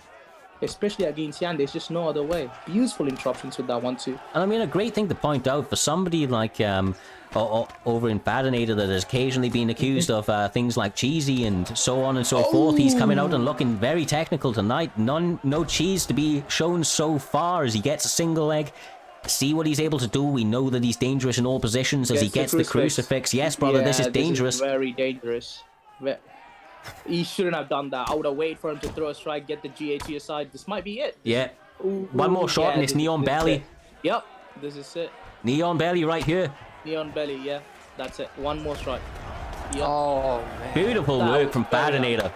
What a finish. I mean, it was definitely a back and forth at times, and it was just great technical striking from both of them and astonishing pressure from Fadanator, but at the end, Fadanator gets it. I mean, you have to know TD guys are going to have solid ground game, right? You got Styles, one of the biggest legend on ground game. Well, he went like 8-0, 9-0 in UFC 3. Yes, sir. So yeah, he's a beast on predicting those things, and you would recognize, he passed down those skills to his campmates. Yeah, and rightfully so. He also trains with some of the better strikers on the game as well, obviously with the likes of Swab Jamie and so on. So definitely training with some of the best. Quite honestly, I didn't know until I saw the fight just now that he was part of TD, but you can definitely see the ripples affecting his game and looking great this evening. That's a very, very good win by that man right there. That is not the action over, though. If anything, it is only just beginning. We've got 3 more fights left of our prelims before we get on to our main card of the evening. Up next, we're going to be having LFC Swift B up against TCA Yeeticus. This should be a fun-ass fight. I know that Swift B is an incredibly talented grappler and got pretty good all-round striking as well. But he's up against Yeeticus this evening, who is incredibly dangerous all-round on the ground, has been working on his hands to boot with it as well, so looking to implement some of that also. I know that he, I believe he won the Cage Rage event earlier on today, their Grand Prix or their tournament that they were running, so obviously coming hot off that and looking to put on a show tonight, I am sure. So without further ado, we're going to get straight into this one, guys. It's going to be a welterweight fight. Haven't got to see their fighters quite yet, but they're already loading in, so without further ado. Mate, I just haven't, had the joy of fighting either of those guys, so I'm really excited to see what they bring to the table. Interesting pick with the Carlos Conde. You never see Conde picked in, the competitive scenes, or the quick fights, or the rank for that matter. He's got incredible footwork. You can really, really get the silky smooth movement going with. Yeah, he's definitely challenging someone into the meta, but he has great kicks, like you said, great footwork. If he can stay on the outside, he can do a lot of work. Yeah, Condit is, he can't stay in this phone booth, though. He doesn't have the greatest of chins, although he does have great grappling and great ground and pound.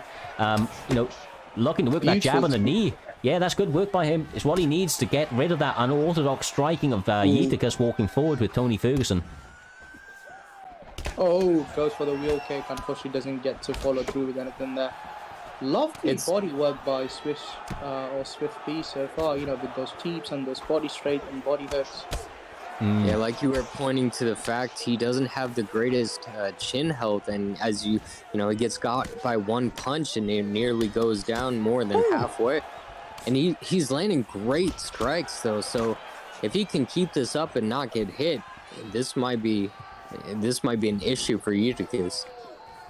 Definitely, mate, definitely. And the Tony Ferguson picking up, I'm expecting him to initiate a takedown. I know Conde has great grappling skills, but you want to test your opponent, like Cyrez said earlier on. If you're not having much success entering the parquet with someone like Swish B, then just take the man down, interrupt his rhythm. Yeah, no, I would agree with you, and I would say that, up until this point, we were seeing excellent work out of Swish B, working the striking, getting the better of the exchanges, but Yeeticus has actually started to make some adjustments. Wow. Yeah, pushing forward, trying to land off some beautiful shots, but took a big hit on the stamina when there's 22 minutes, with 2 minutes and 15 seconds left on the first round. Still lots to play for, but plenty of time for that stamina to say bye-bye if he's not careful. And I just wish I could see Ferguson's Yeah, that's a really good point there, brother, because early on in this round, he was landing a lot of knees to the body. As Yeeticus was trying a few things, he gets the full guard pull there, not able to get the reversal, but still very, very dangerous no matter what the position. Rubber guard. Yeah, I would like to highlight is basically is like every time I see Tony throwing a hook or anything, I worry about that head health. It goes down halfway from one strike over and over again. And if Yeeticus can pull off a combination, he could at least knock him down or put him away. Yeah, but the thing is, right, Tony doesn't have the power to back that up. Yeah, the head health is going, but if he brings his block back up, I just don't see Tony having the power unless you utilize his elbows, right, with the razor wire perk. Yeah, and he's definitely that's gonna suit Ferguson close range versus Condit. He needs to have a little bit of space to work his combos and stay out of danger. Well, we're seeing a very, very active game plan from both gentlemen. Been an incredible opening 5 minutes of this first round as we see Condit close it out. I'm very, very impressed with the Condit pick. Swish B looking great tonight. You know, he's a former opponent of mine, and he was somebody I was worried about fighting for sure. I know that he's incredibly dangerous. Looking to show, you know, his advancements in his striking game this evening. I've known him previously to be a little bit more of a grappler, but his striking looking very, very clean with Carlos Condit, working behind those straight shots and knees beautifully. Yeah, following up on what you said, Cyrus, it's very nice to see like off meta, I would say, picks, dare I say, because I mean you always see, you know, the Conor McGregors, the Max Holloways, and then sometimes you're treated to a great experience like seeing a Robbie Lawler, or Bruce Lee, or even, you know, Carlos Condit in this sense. Like, it's great to see the true level of skill shine from us. You know, a lower tier character, a lower tier fighter, I would say. Oh, that's the problem. Those.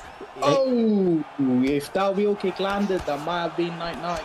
I mean, one of the big problems with Condit is he does not really have a chin on this game, at least. So the more that Tony Ferguson is able to connect, and that's one of the big things about these exchanges, he needs to be landing. He cannot be getting these shots evaded like Swish Bitty has done a great job of doing so far. He looks to turn him a little bit, knees to the body, no takedown going for him, but straight back to it, punishing to the body over and over again. It looks like Yeeticus, you know, has made beautiful adjustments coming into the second round. I just want to see him, you know, maybe have Swish B thinking low. Because at this point, he's really got him thinking high at all times, having his block up. Beautiful, was that a reversal trip? Yeah, that was. Beautiful martial trip there by Swish B.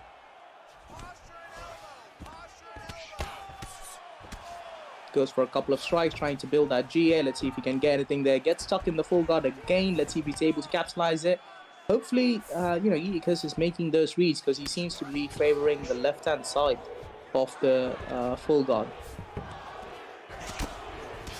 It's definitely I think it favors Condit or Swish Bitty a little bit right now. If he keeps him on the ground just to equalize out that stamina. He did get hurt before, but it's like you said, it's the chin health that worries me. Every time I see those strikes landing, I feel like he's gonna get rocked or, you know, knocked down. It's just, like I always say, it's a two-edged sword when you go for the off-meta picks. Oh, as you say that, he gets rocked with a lead up. Oh, ducks it! Oh, look at the head kick. That was vital. That was vital right there. He needed that duck. That could have been the fight over, but it's still going with a minute left on the clock. These guys are staying dangerous till the very, very end. Honestly, all to play for as we see Yeeticus getting the takedown on Swish B.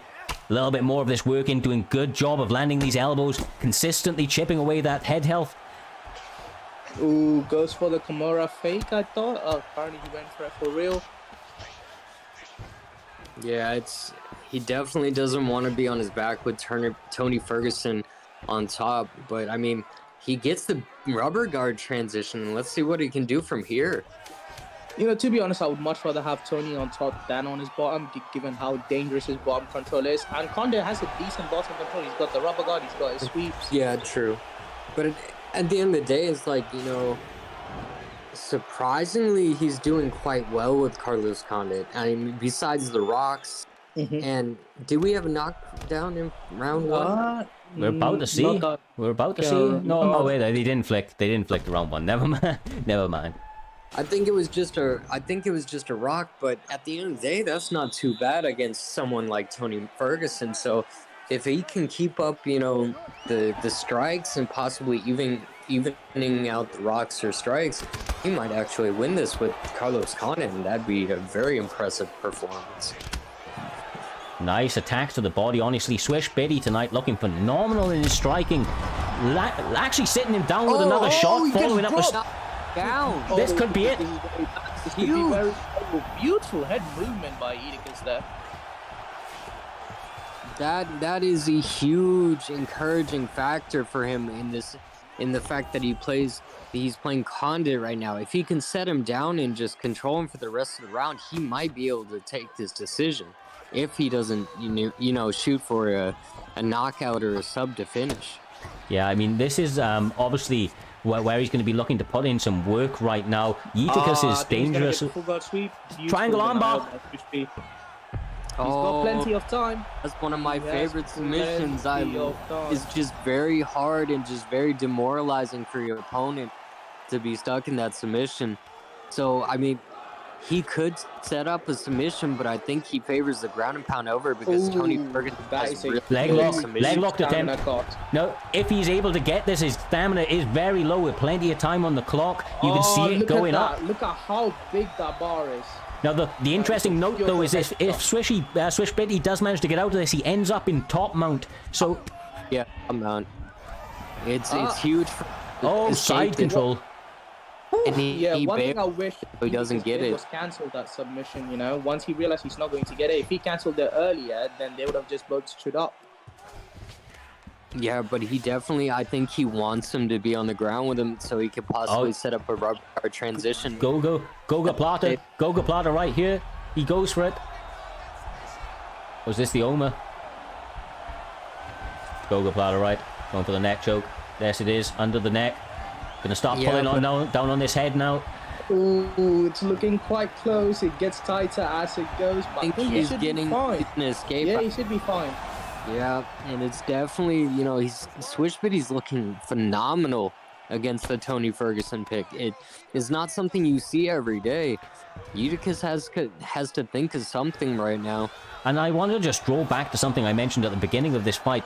I mean, Swish B is predominantly a grappler. He has looked phenomenal tonight in his striking, showing that he's got the grappling chops now in this third and final round. But all around, this has been an excellent performance for him. It's not that Yeeticus hasn't had his moments. He most certainly has. But I think I'm leaning more towards Swish B right now. I think he's put on a very, very good all-round performance this evening. Yeah, but I just can't score these rounds because I feel like they've both done good. But Swish B did get that drop, which is huge. I wasn't sure if he was going to get the drop again with the uppercut there. But beautiful fight, potential fight of the night from my perspective. So far from what I've seen, great fights everywhere. But this one was I would love to call it fight of the night because you don't see a fighter, a lower tier fighter usually appear in these games, so I just definitely want to highlight that as mad respect to the man for playing someone like Carlos Condit. Just beautiful work from both guys. Quite honestly, what another absolute honor to call it. Not much to say other than that, guys. These guys have been putting on war after war after war. We go to the scorecards on this one. I have to favor Condit, to be honest. I just can't choose, mate. I would like for Condit to win. 29-28, natural born killer. Carlos Condit. Let's go. It was a beautiful fight. All my predictions. Let's go. Well, you can't doubt me. I'm 3-0. These guys putting on war after war after war. We have another one up next. It's gonna be one that I have been looking forward to personally since I saw the lineup for us. We got Chasemefam up against Blessed Jake. Chasemefam is a champion of the old IFL. He is a very, very well-rounded fighter. I wouldn't say that he specializes anywhere other than mixing it all up on you and mixing in those hands and those takedowns, really making it into a bit of a dogfight. And I think we all know Bless Jake, he's a reformed man. He's out here throwing hands, not words, and trying to do all of his talking in the cage. So I am extremely interested to see how these guys match up. I haven't actually fought any of them in UFC 4 as of yet there, Mr. Valentine. I think you have fought them fairly recently, if I'm right, at least Killer Jake or Bless Jake. Yeah, Killer Jake, you know, I've fought him multiple times, probably 20, 30 fights. He is very dangerous on the feet. I've never actually grappled the man, but slip body uppercuts or his, you know, wheelhouse. So I would be watching out for this body work if I'm Chasemefam. And with this Conor McGregor pick, he is as deadly as they come at this point. Nice teep to the body. He's staying very technical, looking to work the body of Max Holloway early, which is an, you know, very, very good game plan. He's going to set up the shots to the head as the fight goes on and tax your opponent's stamina as well. Yeah, and Killer Jake, I've sparred with him before. I think I've only won one. Oh, I might not have won any, but his Conor McGregor is insane, to be honest. His footwork is excellent. Yeah, It's like I said, look at those body mile away. mate. His body uppercuts are clean as they those are come. demoralizing. Yeah, he's able to, you know, bring them into any of his combos, whether that be a jab, rear hook, lead body uppercut, or straight lead body uppercut, rear hook. He's just able to, you know, mix them in very well. Now, this is the interesting thing with Chasemefam. Like I said, normally his strongest strength is mixing everything together, and that might be a little bit difficult with Max Holloway. He doesn't exactly have the highest takedown stats. It could be something new, right? I mean, I've never seen Killer Jake grapple. I don't know how good his grappling is. Maybe Chasemefam might be able to, you know, try it out if he's not able to get in the pocket, which is looking very unlikely at this point. Yeah, I have tried to grapple with Killer Jake in the past before, but it, you know, things change. He could have evolved better, but he was able to stuff pretty much every single takedown that I tried to get him down with, and then his ground defense is pretty good, to be honest. Right now, though, we're seeing Max Holloway starting to try and take a little bit more of a charge in this fight. Looking to cage cut a little bit, this Chasemefam. Tried to make the cage short, you know, feel very small, but so far Killer Jake doing an excellent job staying composed, eating a few shots until that head kick. Oh, beautiful head kick. And you can already see that stamina is just dipping. And I would guess, I mean, we can't really see Killer Jake's stamina. I would guess he hasn't used a lot comparatively because he's been landing almost every strike. Yeah, he's very, very, you know, efficient with his output this evening as we see him land a lead teep or front kick to the face, followed up with a straight. Everything seems to be landing for Bless Jake.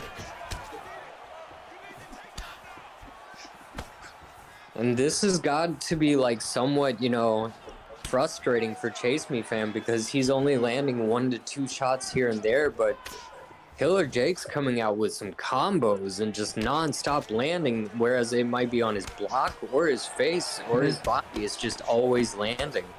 Especially with his footwork, bro. I'm really impressed by his distancing and the utilizing like body roundhouses and spin kicks to the body, because that's something, you know, I've never seen more of from Bless Jake or Killer Jake. So I'm really pleased with the way he's playing out this game so far. What an accuracy, mate. 19 of 46, not the greatest, but 50 of 101. Yeah, you know, that was a nice duck. The highlight, he threw that kick and then he ducked down and returned the favor with a body shot as well. It's just great work from Killer Jake. Looking very, very clean this evening. See if he's able to replicate that in the second round. Chasemefam's now starting to try and slip some of these shots and trying to get some of his own counters going, but eats a 1-2 on the inside there from Killer Jake. Oh, what a tee. Yeah, it was a great front kick to the face, but he immediately returns the favor and rocks him. Yeah, you have to respect Conor McGregor's power, mate. That man, you know, might not have the biggest leg held, but his power is always there. Yeah, if you don't take out his legs in the beginning... Oh my god, that is savage. Knockout of the night if he's able to get this finish. It looks like the survival is there, but... Woo! The beautiful combination of strikes just floors Chasemefam. Killer Jake is on fire tonight. Oh, the beautiful body uppercut. Oh. This man is truly blessed this evening. He is putting every shot together with beautiful sequences. Absolutely picking those shots beautifully. I don't know what's more blessed right now, Max Holloway or Conor McGregor's hands. It just seems like he's just putting on a clinic, and it just Chasemefam can't find the right combos to land to just make him respect him. I feel like in this fight specifically, Chasemefam needs the ability to just mix it up. Maybe a couple of clinch attempts, a couple of takedowns, even with Max Holloway. Just get him guessing, because his grappling is very, very good, although he hasn't got the best pick to try and implement that sort of game plan. Beautiful double up on the switch kick there. Yeah, Cyrus, I mean, I think it's a bit too late to mix it up now. I mean, he's got stamina to make a difference. He gets rocked again. Gets rocked by that uppercut. It's just been uppercuts all day. Performance of the night, guys. I mean, so far, if he's able to get the win right here, still Chasemefam has come back from more difficult fights in the past for sure. So don't, count the man out. He's made championship levels adjustments in the past and been able to get the finish when he's able to weather these early storms. But so far, it's all looking Killer Jake as he sits him down again. The body uppercut, and again. He won't. Body TKO. We do not see that enough. That was only insane. Fam could have made an adjustment on was utilize more lead uppercuts, because when Killer Jake goes to the body, you just don't have the time to load up the rear uppercut because he's already back up top. So, I felt like that would have been the only other option he could have done, but beautiful performance. Holy shit. Now that's how you strike people. That was some good action.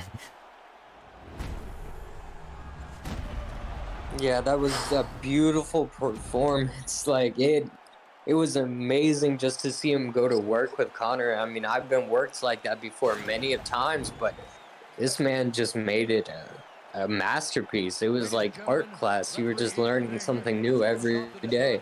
Beautiful destruction at its finest. Bless Jake putting on one hell of a performance. All respect to both gentlemen. I know that Chasemefam will be back better than ever. Like I said, he is a previous champion, having some ups and downs in UFC 4 so far during Season 1. I'm sure he's going to go back to the drawing board and look to put one run together when it comes to Season 2. But as of now, for Killer Jake or Bless Jake, that is a phenomenal way to close out the season. Absolutely beautiful performance. Quite honestly, left a little bit speechless after seeing some of the combinations that man was able to put together right there. Truly, truly impressive performance from him. With that all being said, though, guys, we are now at our featured fight of the prelims. We're going to be having a Mr. Lepo up against T4H Southpaw. These guys, both highly respected by myself and most people within the community for sure. They are incredibly tough opponents all round. I found out recently that Southpaw is more of a striker than he is a grappler, and we all know Lepo's ability to mix up his, strikes on the feet and on the ground. This has all the hallmarks of, an absolute banger of a fight. Sure, it's going to be fireworks. How do you see this fight going, guys? I mean, Lepo's Nick Diaz is one of the dangerous ones in the game, but I've seen Southpaw stream a lot of his fights. His striking is elite, and he's from T4H, so you have to assume, his grappling knowledge is at very, very, very least good. Yes. So, I would be interested to see how this fight does play out. Interesting to see, him pick Tony in the welterweight division. But yeah, let's see how these guys choose to play this one out. It's definitely interesting to see the Nick Diaz pick. Everybody's kind of excited for the Nick Diaz return, but he's not very, I would say his health and everything's really good, but his stats aren't the best, but it's definitely a strong. His boxing, his hands is ridiculous. Don't let those stats deceive you, right? I'm going to take you down from the white belt at this point. Be very. Nick Diaz has got strong boxing. I'm allowed one casual moment a day. I'm allowed one casual moment a day. But it requires a certain level of skill to play someone like Nick Diaz in UFC 4. That's what I'm trying to allude. It requires a great deal of skill. Because against, Tony Ferguson, you would think it's like a better pickup. Oh, wow! I jinxed it. I'm sorry. I'm so sorry. Mate, that is phenomenal. Southpaw coming out this evening, able to put together some quick work on the ground, some brutal ground and pound for the finish from that top mount, and Lepo unable to withstand that barrage, but what a statement by Southpaw. Wow. Caster's curse, gentlemen. Caster's curse at its finest. Whew. That was The fight was done just quick before it finish. got started. wow. I mean, that was phenomenal, guys. Because I mean, Lepo came out, he looked good, and then just looked away for 1 second, and it's over. Well, guys. Well, it looks like Cyrez is going to have to hop off. It does. I mean, at this point now, we're going to be having myself up against the other owner of PrimeTime. The two owners are going to throw down for the final fight of Season 1. We have fought each other hundreds of times, quite literally. It's going to be one hell of a war. I can't wait to put on the show for you guys. Win or lose, it's going to be a fun one. I think we're going to be going Cub Swanson, Arnold Allen. I'll definitely be picking Cub. I think that's who he's picking. So I'm going to obviously be handing over to yourselves. We are going to run a very, very short intermission just to allow me a little moment to switch on my Xbox and get that set up. We'll be back with you in a couple of seconds. Until then, stay safe. Much love. All right. I don't know. Ready.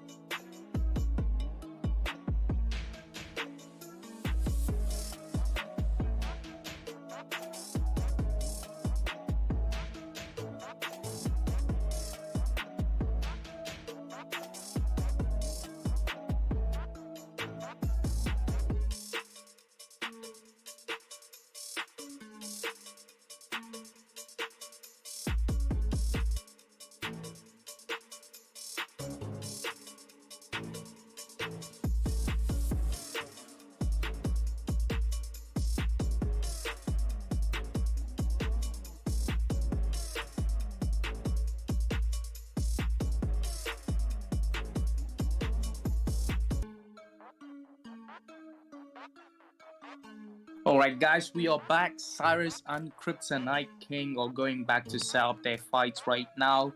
Uneros, mate. I don't know how much you've sparred with either of those guys. When I was new to the game, I was sparring with Cyrez pretty much every day. And Kryptonite King just handed me my loss a couple of weeks back. But both of these guys are crazy good and crazy technical when it comes to outside fighting, mate. I mean, have you fought either of those guys? I never had the opportunity to fight Crypto. He was always quite busy with PrimeTime, but during his stay in SEC in our early days, he put on clinics. He was a great all-around fighter, and of course, we've seen Cyrez, fight on stream, and I've seen it. So definitely both of them very good competitors. And in all honesty, it could go either way, to be honest. Like, I definitely don't see a decision, but at the end of the day, who knows? I disagree. I think this one, if any of the fights in the card could go to decision, it is this one, because neither of them are going to rush for the finish. Both those guys are very patient, it looks like there might be a slight change. You know, I thought, as you can see, 123 to 122. So yeah, I mean, there might be a slight change in there. Possibility. It might be not a decision. That's what I'm saying, because I know these guys are phenomenal competitors. Crypto has great pressure, so does Cyrez. It could go any way. It really could, mate. It really could. But he's going with the Pettis pick, not the Allen. That's very curious, because I know how dangerous Crypto is with his Pettis. His Pettis is outstanding. One of the Pettis I've seen. The only one that I could say, you know, could match his Pettis would probably be Intro. Other than that, you know, Cyrez's kickboxing with Swanson, his Muay Thai is next level, especially fighting from the outside, right? He's going to damage Crypto's legs, and I just can't wait for this one to start. Oh yeah, I'm definitely excited. I haven't seen Crypto fight in a long while. I mean, there's times where you know, I've missed some events and everything, so it'd be nice to see him return. Be nice to see it for myself, at least. Just a quick shout out to, you know, Asa Furyland. Cheers for the raid bot, really appreciate it. And hope everyone is enjoying the fights. We are off to the main card, beginning the fight with the two owners of Primetime. CyreztheLooney fighting Kryptonite King with the Pettis and Cub Swanson picks. Respect from both these gentlemen. Let's begin the fight. Yeah, I've definitely been a fan of Cub Swanson over the years. He is a phenomenal striker in this game. Definitely would like to see what Cyrez can do with the pick. Oh, interesting switch stance from Cyrez from the get-go. And they're already starting on hooks. So yeah, you know. I mean, with Cyrez, you gotta look out for those lunging strikes, man. He used to spar with cold-blooded into Cabinet for a long time. Who is literally the merchant of lunging strikes. So yeah, it's going to be interesting for Kryptonite King to keep an eye out for those lunges. Beautiful switch kick to the body there. And you will see Crypto circle out a lot.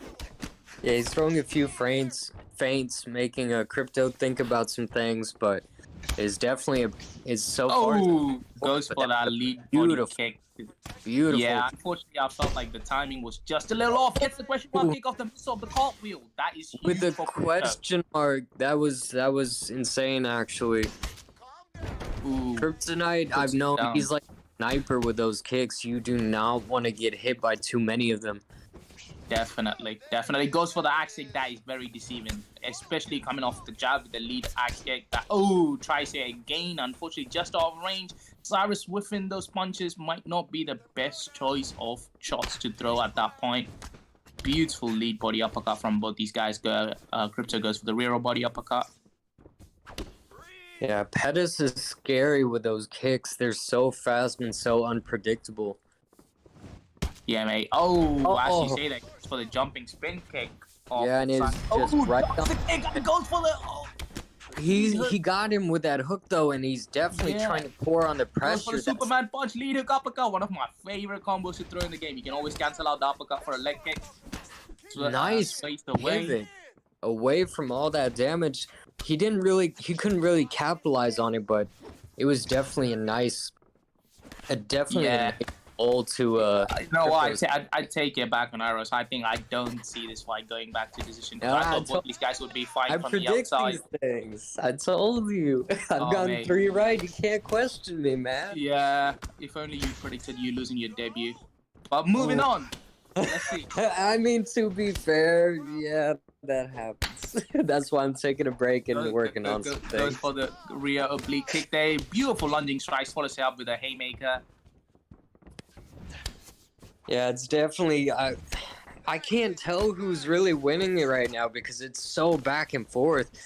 But Cyrez has to put on the pressure because that is the best way to counter a Pettis. You know, all those so fast, but if you get up in their face, they're very hesitant to throw because then their chin is wide open. So he's definitely put on the pressure. Yeah, I mean, I actually can't give the first round to anyone, mate. I know Cyrez got the rock, but it was a beautiful, Crypto got the drop. Yeah, I don't know because Pettis got that rock early on, and then, you know, Cyrez got the rock on Crypto. So it's definitely back and forth. If we could see the scorecards, maybe it clue us in who might have been winning that round. Yeah, I mean, even though he commentates, he calls the fights, he knows how crucial it is for us to see the scorecard. But in the moment, I think the man's just trying to figure out what adjustments to make. Yeah, I think they can't just really want to blame work him. on their game plan. So Yeah. they're definitely focused on this fight for sure. Oh, look at that stamina though from Crypto. You know, he's got the slight edge there. Beautiful lunging strikes from Cyrez so far. I just wish he would time them better. You know, maybe circle towards his outside a little to throw them, because Crypto keeps circling on his outside, circling towards Cyrez's inside, just to avoid the spin kicks to the body. Beautiful switch stances. Eats the axe kick. His head health is looking low. Goes for the body, gets it. Yeah, those kicks are on point. He doesn't throw them too often. He throws them just in time when he sees an opening. And that axe kick so far has Body landed three. roundhouse. Yeah, I feel like Cyrez, you know, it's probably not a bad time to start investing in Crypto's body or legs. You know, make him think low, because at this point, Kryptonite King is eating the body of Cyrez. Not with you know, punches, but with kicks, clearly. And yeah, it's definitely a factor you pointed out. He's eating the body with kicks, so he's just out of range to where he doesn't get caught by any counter shots as well. Yeah, mate. I mean, both these guys, you know, the technical knowledge of the game is insane. Not just on the stand-up, also on the ground. But I don't see this fight going to the ground. Just purely out of respect for, you know, each of them. So I think they're just gonna keep it stand and bang. Well, I mean, anytime you see the off-medic fighters, it's always fun because it's always like a testament to true personal skill. Yeah, Crypto might be relying on the axe kick too much, mate. You know, I think he might need to switch things up at this point. It kind of looks like he's circling a couple of combos here and there. Yeah. If Cyrez is able to make a read on it, it would be beautiful. But let's see. Oh, beautiful oblique to jumping spin kick. Yeah, he definitely keeps going for that. The axe kick, like he just did, he pivoted off the center line and avoided that body kick. If he keeps going for the axe kick, it's going to be somewhat readable after a while, and possibly Cyrez could take advantage of it. Exactly, and you know, when Cyrez pivots, he's gone a couple of pivots here, but I think Cyrez should just drop it straight as soon as he pivots. Ooh, beautiful head movement there. Definitely a good read on that hook, and he's pouring on the pressure now. He's coming in and out and just working those. Ooh, this is gonna cost him hugely. Crypto, you know, backs off. Rightfully so. You know, you don't want to risk it for the biscuit. You don't want to get in too close before the finish is nearby. Beautiful work on the body with those body roundhouse kicks, and I believe he landed that rear uppercut. Goes for the double hook, gets both of them in. Yeah, Crypto's work to the body is paying huge dividends, slowing Cyrez down, and you can see the head health is trickling down lower and lower. And the stamina of Cyrez too, you know, at the start of the round it was, you know, barely noticeable. Now he's gassed himself out. Huge attempt. That was it was a great attempt because you got the leg kick. Well, no, the oblique, and then he almost landed that kick on his chin. If he landed that kick, it could have done something, but it's definitely a close fight, but I do believe Crypto is slowly pulling it to his advantage with just the body health and the stamina. Oh, 100%, mate. Yeah, but if one thing we've learned from these fights so far, you just can't hold anyone out. Yep. Exactly. Especially someone like Cyrez, you know, with the knowledge he has of the game and the experience he has. Oh, he gets his body blocked. I don't think that could come in handy. As well. Going for the Superman. He tried to go for the Showtime. Oh, he didn't get the rock. I saw him setting up that Showtime kick there. Miscalled it for a Superman, but beautiful duck from Cyrez. Well needed there. That might have just, you know, helped him win the fight. Maybe if he can get a finish. Lovely. Yeah, I think at this point, Cyrez needs a finish. You know, Crypto's been putting some really good work. Great head movement just keeps him alive. And at this point, he sidestepped it like I said. It was beautiful. He finally sidestepped the axe kick.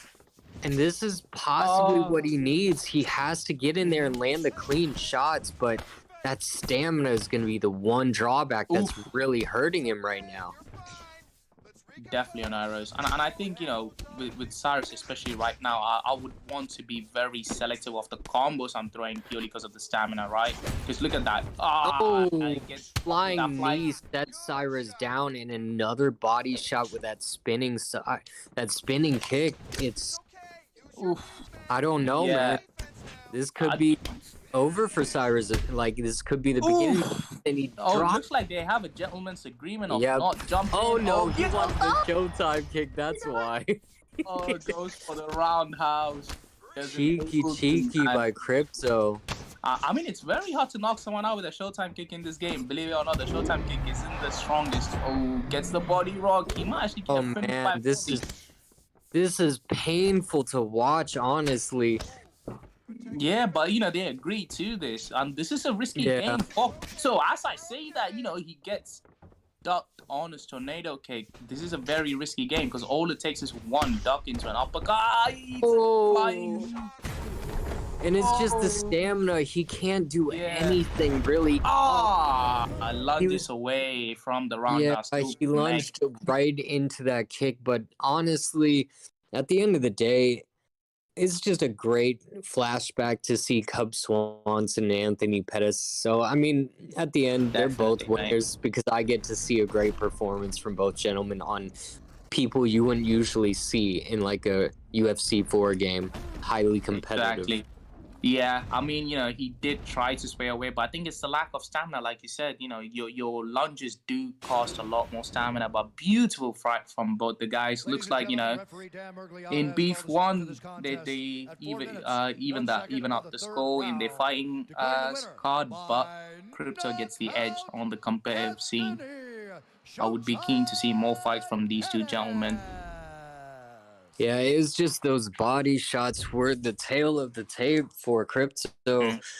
All added up, and it was just money in the bank at that point. He just had to continue working. Yeah, definitely, mate. It was a beautiful showdown. Amazing, because he just constantly was in and out of range, landing those good body shots, and just paid off in the third round. Crypto is, he is literally a fucking beast, mate. He needs to start. He needs to put his tag like BSK, Body Shot King, because that was a. I mean, he is TMF. TMF. Yeah, but let's be honest, that stands for the motherfuckers. Yeah. But you know, having said that, we are off to a great start to the main card. Every single fight today has been fucking awesome, mate. Every single fight's been main event worthy, to be honest. Exactly. It's been a great night of fights. Pleasure to call it, honestly. Yeah, if every fight's been, you know, main event worthy, just imagine how crazy the main event's going to be. Now, having said that, lads, we are moving on to one of the fights I've been, you know, quite keen on. LFC Scatter versus EK JKB. Now, I don't know if you guys are familiar with JKB. He was, you know, doing very, very good things back in ESFL. And it's very, you know, he looks like he's saying his eyes back on PrimeTime. One of the scariest grapplers to look out for. The last time I saw him in PrimeTime, if I'm not wrong, was against Styles. But yeah, let's see what he has to offer this time around. Sure, brother. It's going to be a really, really interesting fight. I mean, EKJK is, like you say, incredibly dangerous. He's part of one of the best camps about. Trains with a bunch of incredibly dangerous grapplers, previously part of BFAP, and has some striking to go along with it. But LFC Scat is much of the same vein, and that guy has very, very good all-round grappling himself. I've seen him land some decent hands in the past as well, so all the tail takes of a very, very fun fight. With that being said, I hope you all are entertained. Whether or not that fight went my way, it was one hell of a fun fight. I enjoyed it either way. Much respect to Crypto. That man cleaned me out with some beautiful shots at the end, and even though, you know, hurt a little to take them, it was a pleasure nevertheless. Just happy I didn't get Showtime kicked, my man. Trying to set that shit up on me for sure. Yeah. There was a few chances that I thought you were going to go out by one, but at the end of the day, I mean, you played Cub Swanson. That's a treat in itself. I was a big fan of Cub Swanson over the years. I still am, even though, you know, he lost to that body kick. So, I mean, it hurts to say even then. No, for sure, brother. I mean, big fan of Cub Swanson myself. You know, he's my main guy. But with all that being said, these guys are straight at it. We've got Jacare Souza, Whitaker, Very interesting pick. Scatter's gone Jacare Sosa, and that man shown to have dangerous submissions and want to get the ground to the, want to get it to the ground as quickly as possible. But as you alluded to earlier, Valentine, I mean, Jakey is no stranger to the grappling himself. If anything, that's where he excels. So I imagine we're going to see some very high-level grappling in this fight. Yeah, to be honest, I think JKB is trying to prove a point here. He's been sparring with people like Spider, Trickzzy for a long time, so I feel like he's trying to say, guys, I know I'm a great grappler, but I'm going to show you I'm an even better striker. I feel like that's the point he's trying to make here with the Whittaker pick against the Sosa.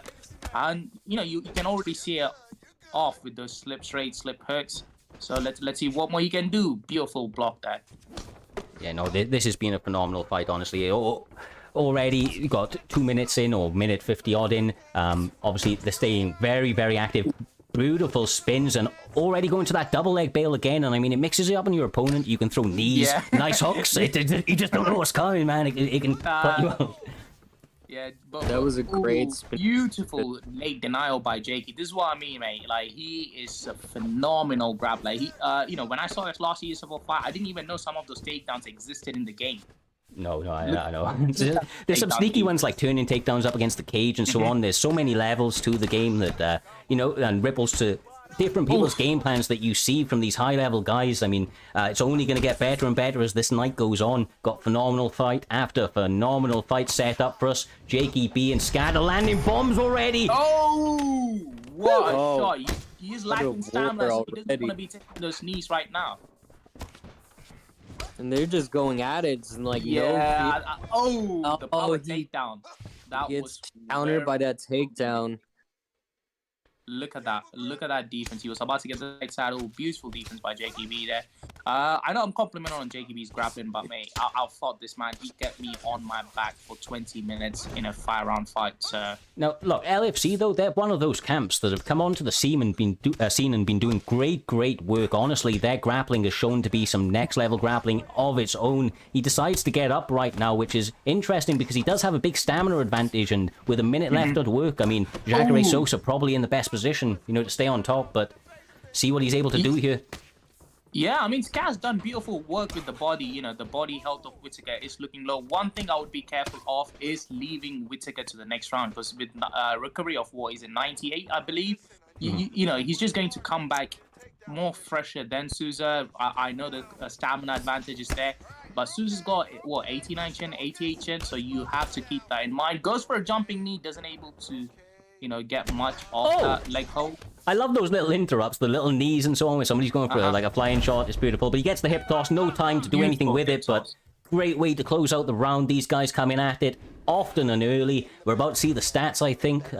You'll see how active they have been. 37 significant shots to 35, very evenly statistically. Looks like a slight edge to Jacare Sosa, though, potentially getting the better of the first round for LFC. Let's go fight. Yeah, Whittaker landed that decent rock, but after that, Scatter put him on his back, and he's just been landing the better shots so far. Ooh. Jakey is literally just going in, trying to pressure him, and just getting countered at the moment.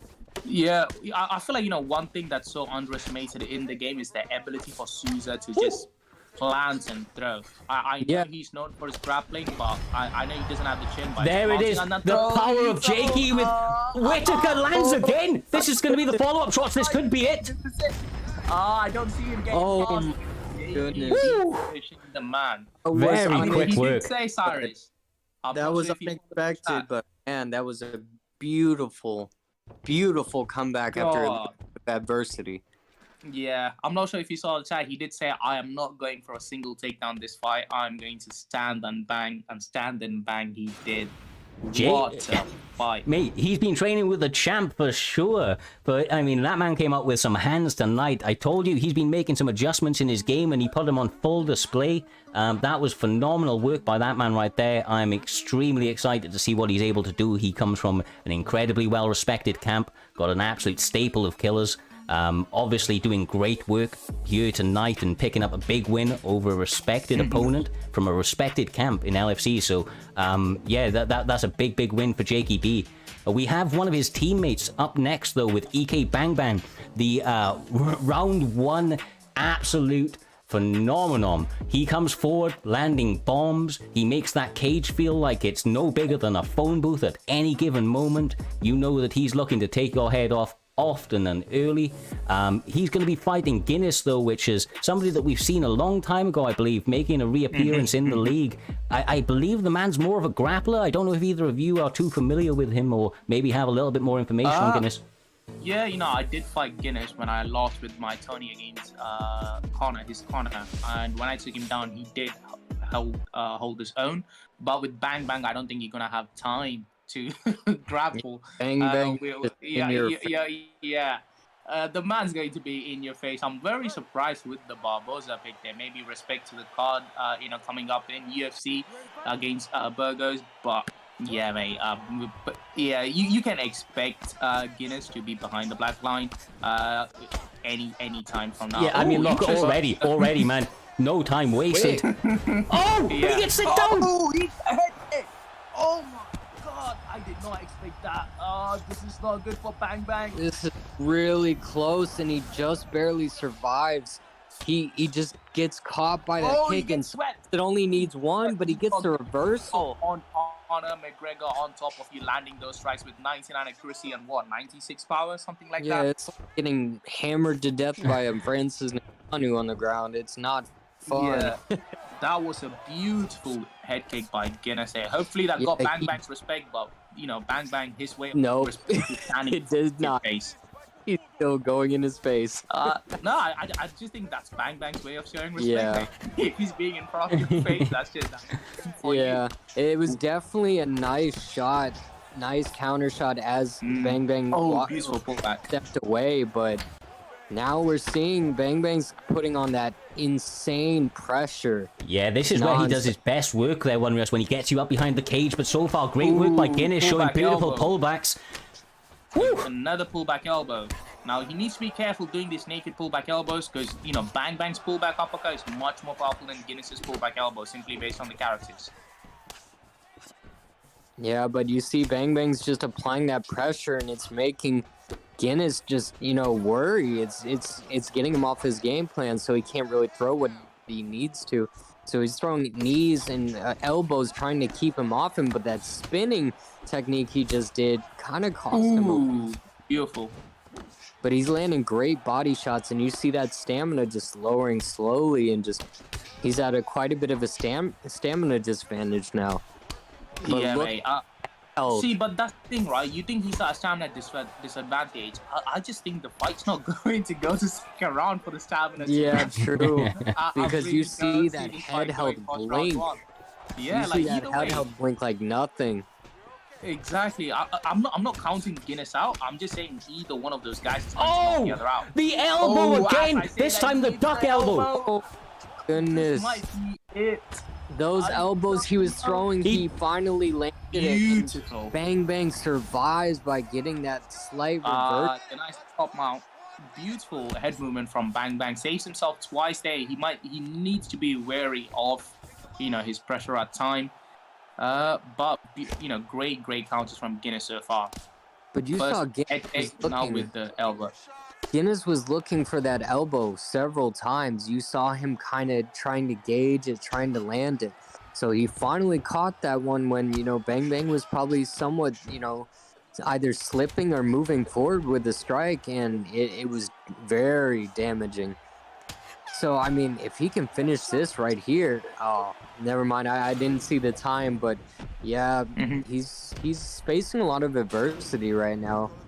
Definitely, got caught twice and nearly knocked out. So his stamina is going to be at a real big disadvantage, and Guinness could capitalize on that. Yeah, mate. Guinness could capitalize on it, but the thing is, he did showcase most of his game plan of the pullback elbow quite early. So if Bang's able to make the wheel kick as you say that kick rocks him. Bang Bang, capitalized on that. He had no stamina. All he would have taken is a wheel kick off his own or a hand-pan roundhouse to rock him back. I mean, look, Bang Bang's here to throw hands, but so is Guinness. This man is not shying away from a fight. That's a big miss, though, and he's going to punish it. He knocks him down with the uppercut. This is insane. Ooh, Oh, and just the Now he's going to survivability go for shown the by Guinness. Oh, gets denied on the top mount sweep. And Guinness doesn't want anything to do on the ground right now because Bang Bang's shown that he can hold his own on the ground. And as of now, it's crazy because at first I thought, the stamina advantage would play a key, but at the end of the day, that's Bang Bang for you. He doesn't need stamina, right? Not if he not if he continues to land hands like he always does. But honestly, Guinness has done a fantastic job with these pull elbows, and he continues to go to them time and time again. Beautiful work, man. Honestly, this could be over in the blink of an eye. Either way, one wrong zig, one wrong zag, and they're going to be putting each other down. Big misses again. Oh, that huge miss. And this could be it. This could be it. It is over. That was a huge comeback, to be honest, from Bang Bang. I thought, there was a lot of adversity in the first round. He got knocked down twice, almost finished. Just the composure shown. Well, I don't know if would composure be the right word, considering he was throwing wild in his face, but you know what I mean. Mate, there's method to his madness. He seems to find a way every time. He bets that he knows how to defend in those phone booth situations and outland you in those combinations. He finds a way tonight, but Guinness put up one hell of a fight. Honestly, I've said it twice already, Valentine, but fight of the night, brother. Fight of the night for sure. I mean, that was non-stop action. Mate. Oh my god. This is one thing I love about Bang Bang, right? As much as I hate, people that might come across as, block breaking, or I wouldn't say Bang Bang's a block breaker. I would say he's an ultimate pressure fighter. Like the definition of ultimate pressure. And he lives and dies by it. That's what I love. He does not change his chow. It doesn't matter if he's fighting a grappler, outside fighter, a pressure fighter. This man will be in your face, and he doesn't care if he loses, because that's how he's having fun in the game. I don't know if you're going to like this. Just to come off the back of that, Valentine, I don't know if you would agree with this kind of, assessment, if you will. I kind of liken him to what Mike Perry was when he first came onto the scene. Now, some people might take that insultingly, right? But when he first came onto the scene, he was putting out people like Ellenberger in vicious fashion. He beat some really, really good names and looked really on point. He was putting it on people, and Bang Bang's just zoned in on that moment where, it's going to be a fly or slip, and he's comfortable that he's going to either let them fly and land or slip at the right times, and so far he's right more often than not, because he continues 100%. To put on phenomenal fights like that, brother. Mate, Bang Bang, when he comes, he bang bangs. Like, literally, the man lives up to his name, the man lives up to the hype. But having said that, what another fight we have lined up with K and Tadpole against FSK and Milky Joe. Oh, honestly, brother, talking about other pressure fighters, this is one hell of a fun fight. It was another fight that I had my eye on from the very beginning of the card. Obviously, we're getting into some of the really juicy matchups that we know the fighters about now. These guys are 7 and 8. Tadpole has phenomenal hands, great pressure striking. Milky Joe is able to kind of do it all. He does like the pressure when given an opportunity, but I don't know if Tadpole's going to, give him a chance tonight. He's, campmate of yours, and you know what that man's like. He's not going to take a back step. He's really, really on you. Yeah, mate. I mean, Tadpole is someone, similar to Bang Bang. He's almost like a feral dog, but he's like a composed feral dog. He will back up when he needs to. But Joe, I've known Joe for a long, long time. Just when I started playing the game, both these guys are very, very good mates of mine. Tadpole, of course, my campmate, and I just don't see Joe being, good enough to beat Tadpole. I mean, it's hard for you to say that, brother. You've been away in Barbados, living it up, and I cannot blame you, but I have to say Milky Joe, as of recently, has been putting together stellar performances across the ESFL network shows. He's been looking good, brother, so Tadpole is definitely maybe the slight favorite in this one, but do not put it past Milky Joe by any stretch. He is as game as they come. Yeah, I fought them both earlier this week. I did sleep them both. That's expected from me. But yeah, I don't see Joe winning this one. I don't know. But it's going to be a good fight, I'll tell you that. Because Joe's Gaethje is one of the most dangerous Gaethje in the game. My only concern for Joe right at this point is he's going to get caught up with the body work in the round 1 and forget it in round 2. Against someone like Tadpole, you just can't afford that. No, I completely agree with you. I mean, I'd just like to take a little bit of a moment here. If you're not, I'm sure you guys are enjoying these fights at the moment. If you guys haven't already, make sure to follow. We put these shows on week in, week out, multiple shows. Tadpole with a knockdown, as I say it, answering the call. Gonna survive, but now Milky Joe is in a dangerous position. Tadpole is one of those guys that smells blood and really, really puts it on you when he's got you hurt, and looking to do that at this point already. Yeah, mate. Yeah, I'm just running off energy at this point. I'm surprised he didn't come back with the uppercut. He chooses to go for the body uppercut. I think the vulnerability was gone there. I mean, with the corner pick, right, I feel like Joe should just go for the legs, especially at lightweight. He's got like, what, 3-star, 4-star leg kicks with Gaethje, and Conor had this leg spur nerf recently. So I feel like he's missing out a key game plan by missing out on the legs. But I mean, with all that being said, I think that Milky Joe is doing deceivingly well here. Even though he got stunned, the head health is incredibly similar. He is chopping to that leg when he gets an opportunity, mixing it up behind those hands, and obviously stamina staying very, very equal. But that's another beautiful split. The body work there. He's out. Just immediately out cold. He sent him flying with that one. Jesus. Yeah, what a performance by with that Tadpole. body work. Yeah, mate. I mean, one of the reasons, when I initially joined ICB was for their body work, and that still stands with someone like Tadpole. Beautiful way to triple up on the body. And his counter slips were just on point tonight. Exactly. Performance. Honestly, absolute killer fights every step of the way. Normally with these big cards, they can, if they don't all go, if they maybe a little bit boring, they can feel like a long card. Tonight has felt quick already. We're getting so close to the main event, and these guys have been putting on banger after banger, but Tadpole picking up a big W here, able to get the win over a very, very dangerous Milky Joe, and that's another excellent feather in his cap. Obviously picking up a good win for the Kingsman, Jim, obviously along with yourself there, Valentine. I believe that's the first performance by a Kingsman player, so picking up a first W with the camp, looking very, very good doing so, and always interested to see where that man goes in any fight. He's one of those guys that is always going to be an entertaining matchup, same as Milky Joe. They're never in a boring fight, always game opponents, and always throw down every single time. With all of that being said, though, Valentine, we have got an absolute stellar fight up for you guys next. Love for MMA, Dirty Dave. I mean, these guys are incredibly dangerous, especially with EK Dirty Dave, of course, being previous champion. Love for MMA, having some recent main event spots, but this is going to be one hell of a fight. Yeah, Dave is another former campmate of mine from ICB. That man is good everywhere. That's something I've always been envious of. He's, I never considered him to be that good. Because you think, his grappling is great, and then you stand up with him, and his striking is just as equally good. And then you go into submissions, he's just fucking better.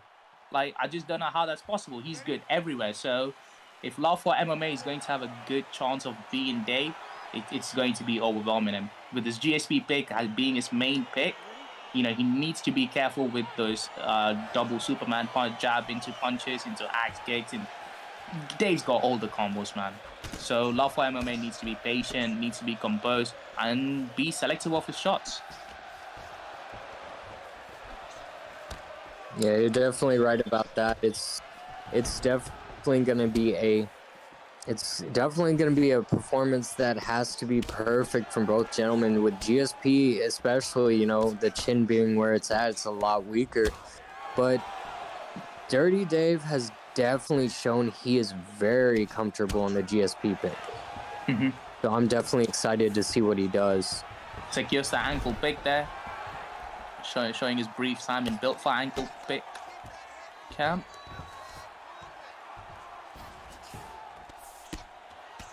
Not able to secure the top mount. No, this is where exactly you want to be, though, if you're EK Dirty. I mean, obviously, he has phenomenal grappling. We see with Love for MMA, he's definitely more of a striker, but as in previous performances, he is shown to be very well-rounded and have excellent defense, especially off his back.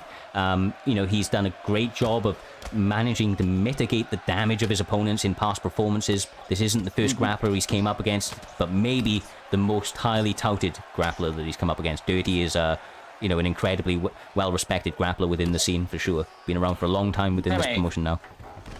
Yeah, and he's from EK, you know, one of the super camps in the scenes. You know, they got everyone. If he wants to learn grappling, he will hit up JKD. If he wants to learn striking, he's going to hit up Spider. He's got all the best top-level guys in the game in his camp.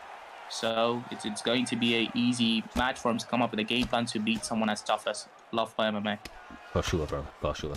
I mean, this is obviously not exactly where you want to be at, going back to that again. There's still 1 minute 50 on the clock, but he's doing the right thing. He's staying incredibly composed. He doesn't want to give away too many transitions because he knows Dirty Dave's all over them, but maybe needs to use that cage to his advantage and try to wall walk a little bit, because so far Dave is all over him. That's a bad move right there. Yeah, I would have liked to see Dave go for a submission there, but chooses to stick with the ground and pound. His block is getting destroyed at this point. Yeah, and he could be softening him up to possibly go for a submission. That's what I usually do because, you know, at the end of the day, you want to work their stamina, make them panic, make them force transitions so you can capitalize on them. And now, Love for MMA is not doing bad, you know, for someone who's being on the bottom against a GSP who has, 98 top control with shit ton in ground striking. He's being very, very patient, you know, working that GA, waiting for his chance to make that move. I just hope he would set up that get up with a couple of fakes. Yeah, just the half guard transition was nice, but definitely it's like you went to talking about it. He needs to feint a little more before he just throws a transition out there. Definitely, and I hope Dave made that read because, you know, Love for MMA really did prefer his left side on the top mount, and he did that every single time. So if he's able to make that read, it's going to pay him off greatly this round. Yeah, for sure. I mean, the thing is as well, I mean, this is not the first iteration of Dirty that we've seen in past performances. He maybe started out his time at Primetime as maybe a little bit more of a grappler, but his striking has come a long, long way and locking clean as he rips to the body right there. It's Love for MMA, though. This is his wheelhouse. The longer it stays striking, the more comfortable he's going to feel. Especially with that Conor McGregor pick, you know, the power of the left hand. What a lead uppercut. Yeah, you definitely can't sleep on GSP's striking, though. I mean, it is phenomenal. And he's just overall a very balanced fighter in this game. He is, but, you know, with Conor, right, you could be losing all 2 rounds, man, and then the last second you do one pullback uppercut with followed by a, you know, lead hook. That's it. It's night-night. You're going down. You're getting knocked down or out. Yeah, one-hitter quitters for sure, brother. One-hitter quitters for sure. Bang Bang just showed that to us. That's why you see Dave just working those legs, because if he makes him switch stance, like, literally the majority of Conor's power is gone. Exactly. It's like 87 switch stance, not the best in the game. Oh, that duck is gonna come. Beautiful duck. Goes for the takedown. Interesting. Not, you know, rushing for a finish. Well, it's a free takedown usually when they rock that, because it's just basically beautiful sweep there by Love for MMA. Reversal as well.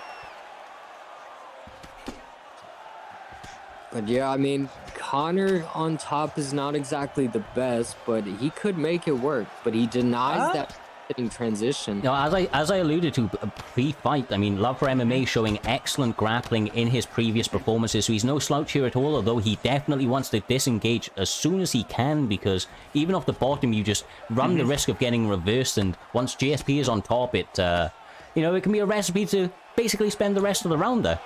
Yeah, I say allowed him to GA and reverse. He just sweeps him into a full guard sweep. See, I just feel like it's not a bad idea for Conor to be on top of GSP if he's able to get boss rock.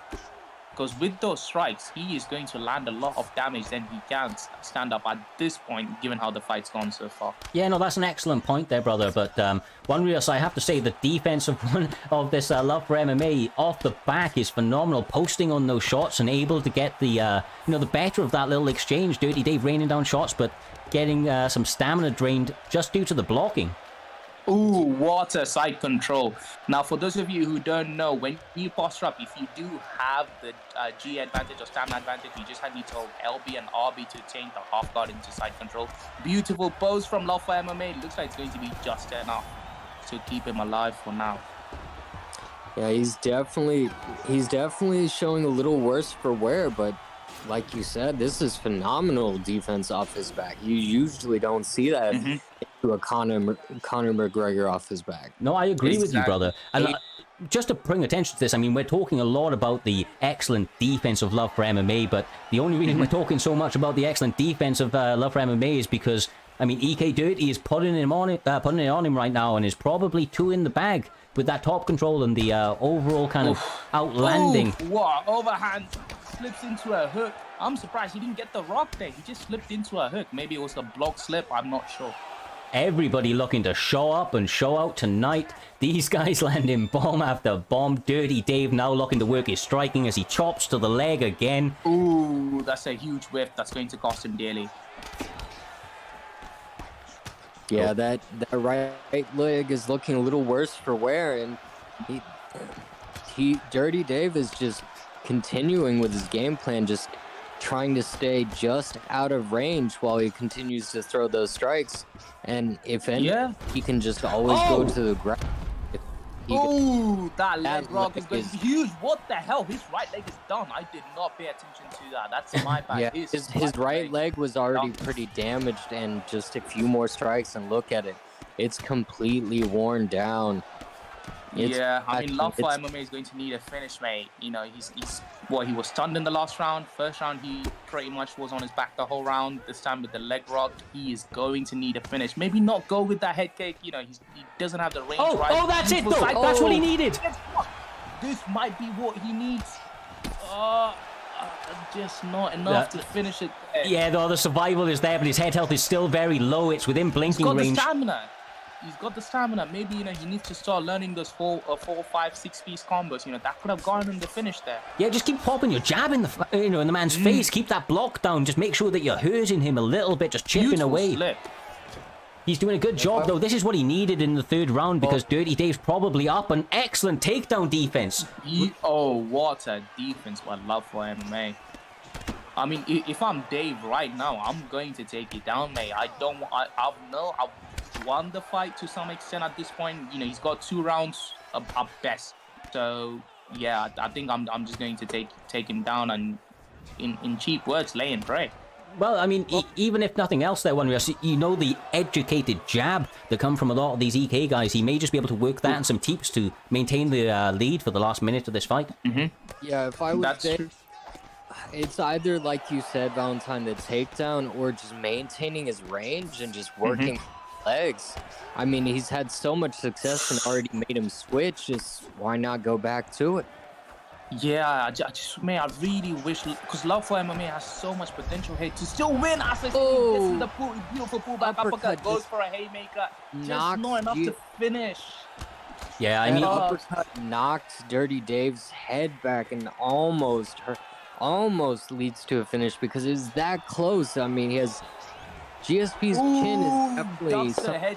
Oh man, he could have dropped him if he was in range. He was that close. Honestly, guys, just absolutely phenomenal. Dirty Dave picking up probably another big W here tonight. We're about to go to the judges' scorecards, but 30-27, 29-28, 29-28. George St. Pierre. Yeah, I mean, look, this is one of those ones, okay, and I'm just going to be straight up with you. Much respect to EK Dirty Dave putting in some work tonight. We've said the word clinic a lot tonight, but he's definitely put on a clinic this evening. Looked phenomenal in all aspects of the game, but I just want to take a moment to say that this is one of those ones where you can become a bigger fan of somebody even though they lost. Love for MMA showed me a lot tonight in his ability to, you know, handle adversity. He was looking for the finish down to the last second, even though he was behind in the fight, even though I'm sure, like many people, it would have been frustrating to be taken down and to be worked on the ground like that. He stayed composed and looked for his opportunities to get the finish, which is, you know, it didn't go his way, but just the mentality to continually look for that and not taking the out. Excellent, excellent play by that man. Really, really interesting to see what adjustments he makes and how he comes back, but for tonight. This is all EK Dirty Dave. Another big win for the EK boys. 3-0, mate. 3-0. 3-0, 3-0, brother. Leading up to the title fight. Oh, if they can make it 4-0, EK is having one banging end to the season. Yes, Having they said are. that, the fight of the night that Cyrez was looking forward to, Jim versus God Ate My Pig. Yes, sir. Yes, sir. This fight is going to be a back and forth, all-action war. It's going to be in bantamweight. If you don't know these guys, just to kind of give you a little bit of tape on them, I mean, Honest Jim, been around a number of great gyms, ICB previously, currently part of TMF. He is a doggy fighter, man. He really brings out the dogfight in people, mixes in the grappling with the non-stop pressure. I liken him in terms of not his personality, but in terms of the way that he plays to a Colby Covington. He really does just try to melt his opponent down and overwhelm them with pressure, but God Ate My Pig's a very similar style to that. He's able to mix it all up together, got great pressure striking, able to counter a little bit himself as well, and very dangerous on the ground himself. So another fun-ass fight. I cannot wait for it, guys. We take steps closer to our main event, of course, up after this one. Co-main and main event. I agree with you, mate. I agree with you. I mean, Jim, you know, in regards to personality, he's a dickhead, so I kind of agree with you there. Personality, not so great. I said the opposite, brother. I said the opposite. I mean, we still got the co-main event to look forward to, and Benosulivan's been on a tear recently. So I don't see him having any shot against greatness. Sorry, bud. Sorry to Yeah, it's your former co-mate. I mean, you're a little biased, brother. Commentary is meant to be a little unbiased. Mate, Jim was my former countmate too. I just called him a dickhead. So yeah, I don't know if bias is the right word, but yeah, let's fucking crack on. I can't wait for this fight. Yes, for sure, brother. It's For going to be a sure. grappler striker versus a striker grappler. because Valentine is the cruise of this group. No. These two got ready. Peter Yan, TJ Dillashaw. One hell of a fight, guys. Not sure which way this one's going to end up shaking out, but I know it's going to be a war back and forth either way. See who's able to get momentum early. I think that's going to play a huge factor in this fight, because these guys are very, very much momentum-based fighters, at least from my assessment, from fighting them and seeing them obviously put on multiple performances within this and many other promotions. Cyrez, I will say, I know how this is going to shake out. Someone's going to get knocked out. I would not be surprised, brother. Literally, I mean, TJ, strong hands, and then just Peter Yan overall. They both have great ground, great striking. It's going to be one hell of a fight. Yeah, show of respect, touching of gloves to start us out, and no time wasted, instantly throwing leather. A little bit of a backstep from Honest Jim, but I think he's going to change levels, given an opportunity. His best success is his skills, is mixing it up, as we alluded to earlier, and I think he's going to need to do that against God Ate My Pig. Yeah, mate, I just don't know. Like, with Yan, right, TJ's got the beautiful footwork to match Yan's pace, but I feel like Jim should mix in a couple of takedowns. That was a beautiful front kick, though. Mate, that's one of my Beautiful favorite body combinations. Straight lead hook, body straight. Absolutely beautiful. Nice little step off lunging hook from Honest Jim, but not connecting. Honestly, these guys starting as they mean to go on. Beautiful switch kick. Yeah, there's going to be no room to breathe for us right now, because I feel like these guys are just going to bang it out in the first round. Yeah, they're definitely going back and forth. I mean, you see those head, body, and then just kicks thrown, and it's just nobody's taking a step back. Only to throw those kicks. Gets put against the cage, goes for the takedown, secures it. What a shot. There, right into side control. Now, this is the thing. I mean, Honest Jim is very good all round, but he's definitely more of a top control fighter than he is off his bottom, as we see God Ate My Pig getting two excellent denials of the sprawl. That was beautiful work by that man right there.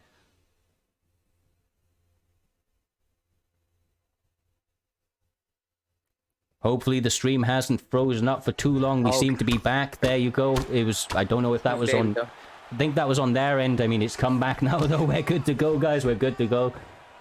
Had me worried for a moment. You and me both. Beautiful denial. These are great fights. You know, Jim needs to keep in mind, God Ate My Pig is no slouch on the ground. You know, he needs to build those GA before he's able to make a transition. Now got him a big got full GA. It's going to be hard to deny. He secures the top mount, loses it straight away. Maybe he's able to go back to it, boxes up into a half guard. Let's see what they do here.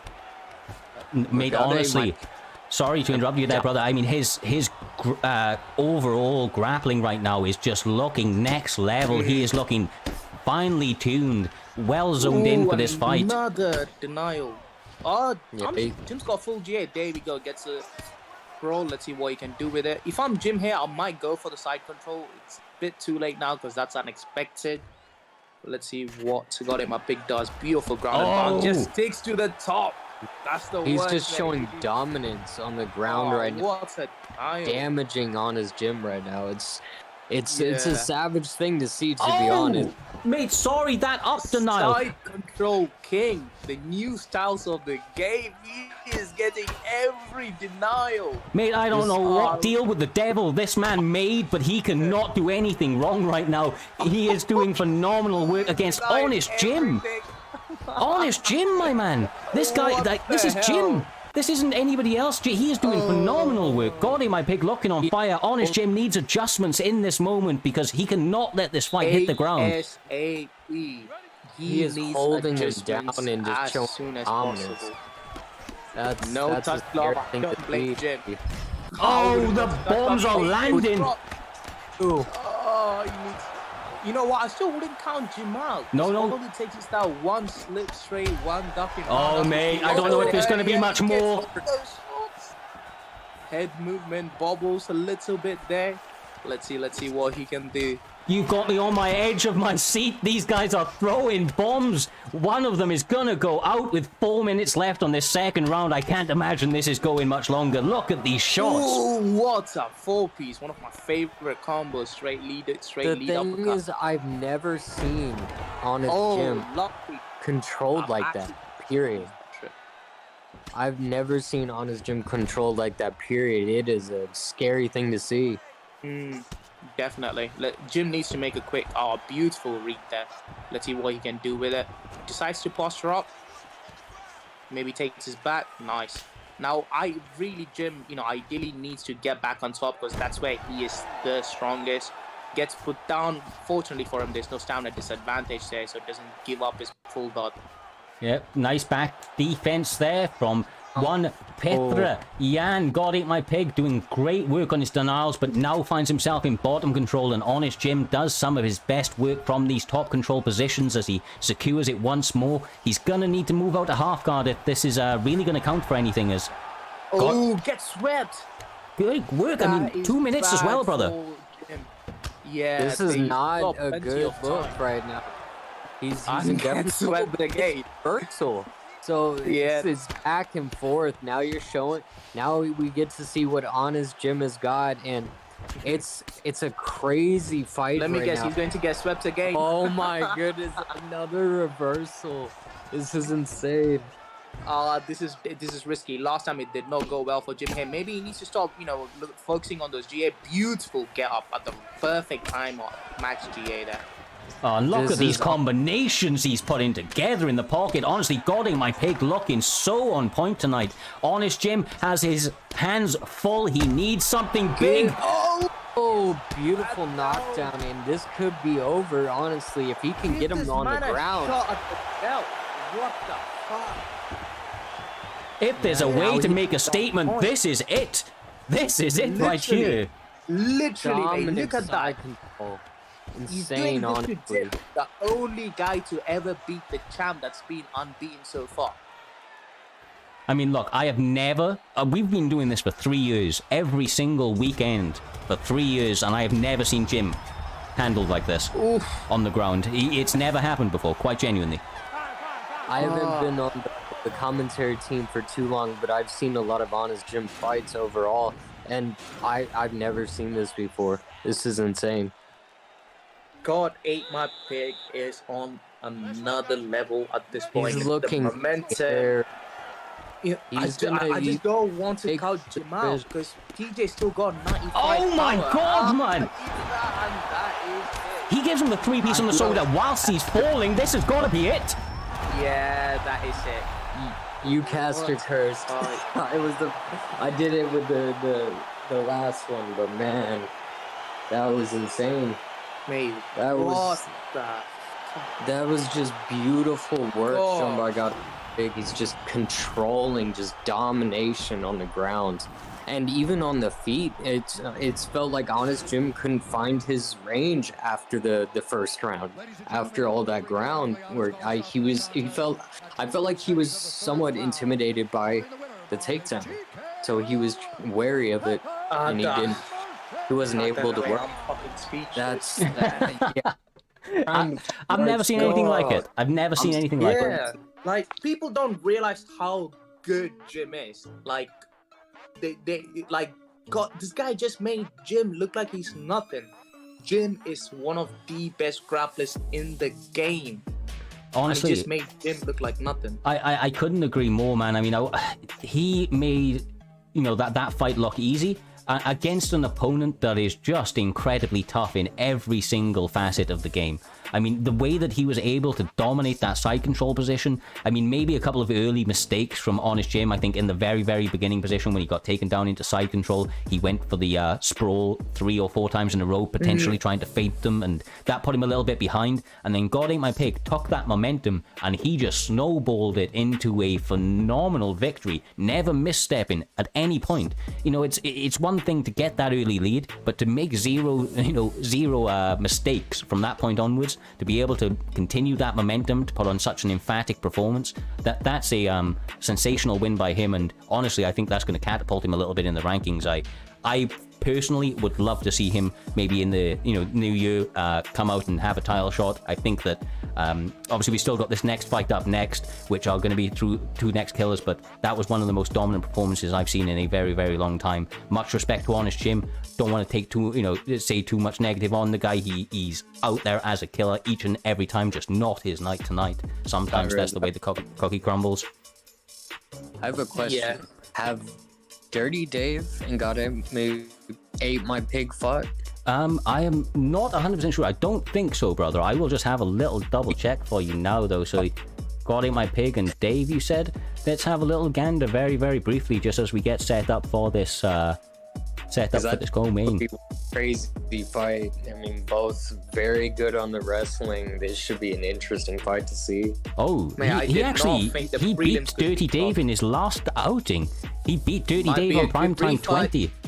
Mate, Yeah, that's a big one. Yeah, I mean, honestly, he's put together it was 20. The only thing that kind of puts him out of the reach of the title shot, and maybe if Great Mist is able to win this tonight, maybe he will be up next, is that his last loss was against Great Mist, previous to the Dirty Date win. But whatever happened since that loss, he has come back reinvigorated. He went to the mountains, he's come back looking healthy and putting on absolutely killer performances like that. Cannot wait to see where that man goes from here. But guys, we are one step closer to the main event of the evening, the phenomenal unification bout between obviously MattyD, TMF, New Camp, their first champion, of course. He's been putting on excellent performances. Last outing, beating Dino to win the belt. Up against the dominant champion, the current 10-1 champion in EK Trickzzy. Everybody knows EK Trickzzy. If you're part of the scene at all, you watch ESFL, obviously us in any capacity, you know Trickzy's name. Venom champion over there, champion in PrimeTime and all-round killer. But we've got a very, very fun fight up next there, Valentine, a previous campmate of yours, ICB, Great Mist, up against Benosulivan, that I believe is currently undefeated in the promotion. So it's a very, very fun fight in heavyweight. Yeah, I mean, I haven't, actually seen Benosulivan's fight, so I cannot comment. I was joking before, but I know Great Mist, right? The best representation of Mist is Feral Dog. Like, I mean that as utmost respect with all the compliments. This man will have you behind the black line, on the cage, with your head rocked, body rocked, leg rocked, in 30 seconds of a fight. Round 1. I'm just saying that the last performance I saw of Benosulivan just knocking that guy, it is a Francis. The Francis Big changes things, mate. The Francis Big changes things for anyone and everyone. All it takes is one uppercut, one overhand. 100 And power makes a Derek difference. Lewis, this This is not going the way of the real fight, I tell you. These guys are going to throw some bombs. There's no feeling out process here, I'm sure. Oh, no way. No way there's a feeling out process when it comes to miss. This man throws one type of strikes and there's are significant strikes. You're not going to see body jabs, none of that. You're going to see hooks, kicks, overhands, and uppercuts. Yeah, you're actually going just to how he see some rolls. phenomenal striking tonight, whereas the real fight, you barely saw any. I mean, the rematch is going to be up soon, so who knows? You know, Maybe. this is just how it might turn out. Derek Lewis winning, so... Oh, pull back uppercut with double body hooks. The combo that made... And back to it there. Back to it there, Valentine. I mean, this is where Great Mist is the most dangerous. Once he's got that chin cracked, he's excellent at finding the home for the finishing shot. So far, Simply Benny doing a great job of composing himself and landing a beautiful overhand. What a overhand by Benny there. That's an Ngannou overhand as well, man. That only takes one to put you to sleep. That's gonna crack your block, your chin, your stamina, everything. And you see both of them, they just, you know, strolling back to reset. And, oh, he just cracks him with a huge uppercut, just pouring on the pressure. See, the thing about Mistress, right? Once he gets you rocked, that's when he goes for the body. But when you think you can throw an uppercut, the slip hook gets him. The man, oh, what a knockdown. We got a slow motion moment that was kind of beautiful, honestly. all planned, purely calculated. Yeah, that was a little poetic there with the drop. Oh yeah, it was just beautiful, and it's just it's showing the level of the fighters. Just that is it. My That goodness. Yeah, the power's too much. Derek loses power. Yeah, it's just too much. I told you guys. And do you think this might be a prediction towards the real thing? That's what I want to know. I live in Houston, so you already know I'm rooting for my boy. Yeah, you gotta get that Texas boy. He's a heavy hitter, man. You never know. And that fight's going to be a fun one for sure. And so was that Great Miss picking up a great W this evening.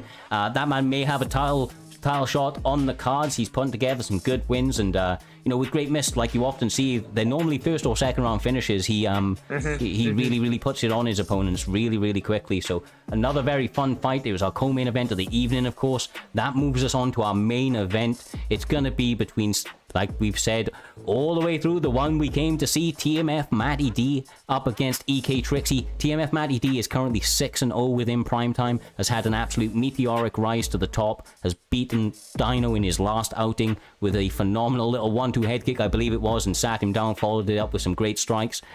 He's going to be looking to get the big upset in this Unification belt tonight. 2 champions are going to enter, 1 is going to exit. Is it going to be the 6-0 MattyD, or is it going to be 10-1 Trickzzy? I think all to play for, guys. I don't know how you see this going, but me for sure, I am stoked to see it. I don't know, mate. You know, I've fought Trickzzy one too many times to know how dangerous that man is. The thing that makes him the scariest is when he's rocked, right? I haven't seen MattyD fight, I haven't fought MattyD. If MattyD is composed when he rocks him and learns to step back and give it a second before moving forward, he might have a lot more success. Because once you rock Trickzzy, you want to get the fuck back. The longer you stay in his face, the more chance of you losing. Nope. So as long as he knows that, he's going to have a good luck. Completely agree, brother. Completely agree. Now, just before we get set up, these guys are just setting up. We're just going to take a moment, run a little promotional that we have been so graciously made by the one and only Hamzat, Borgs, Shemaev, and Bane on the production side of things. So you guys enjoy. Yes, sir. Yes, sir. We will be right back with you with the main event. Much love.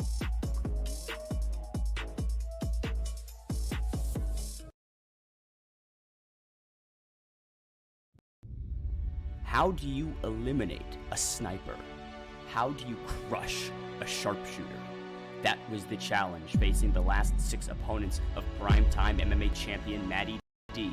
Those without a solution fell to the king, and in truth, no one came close. Not a striker, not a wrestler, and not even the premier marks player in former Primetime champion Dino MMA, one of the best strikers we have ever seen. Perhaps somebody more diverse was required all along. Somebody special. Somebody with the great equalizer. Blood Force. Enter EK Trickzzy, a tank a former ESFL title challenger, a primetime champion who is on a 10-fight winning streak. All 10 victories have been finishes, and also the first ever ESFL Venom Invitational Champion. Trickzzy has destroyed everything and anyone that has come on his path.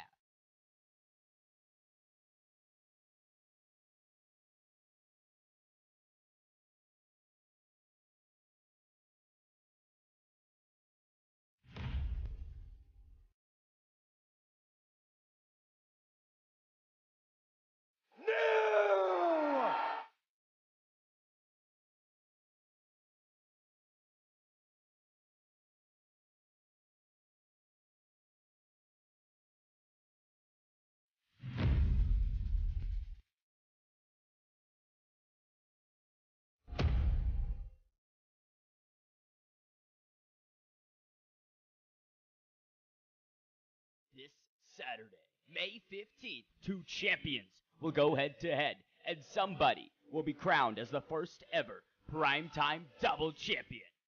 DK Trickzzy versus MattyD. The world is watching.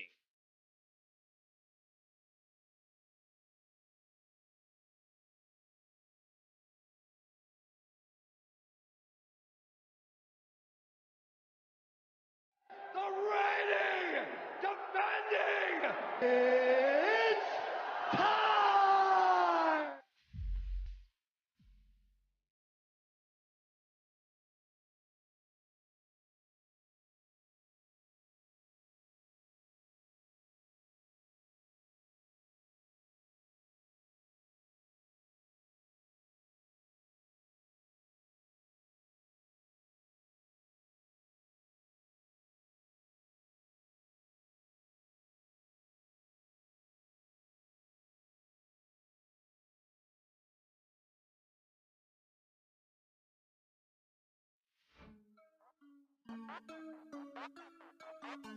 Absolutely phenomenal work. These guys are absolute killers, guys. I hope you're as hyped for this main event as we are.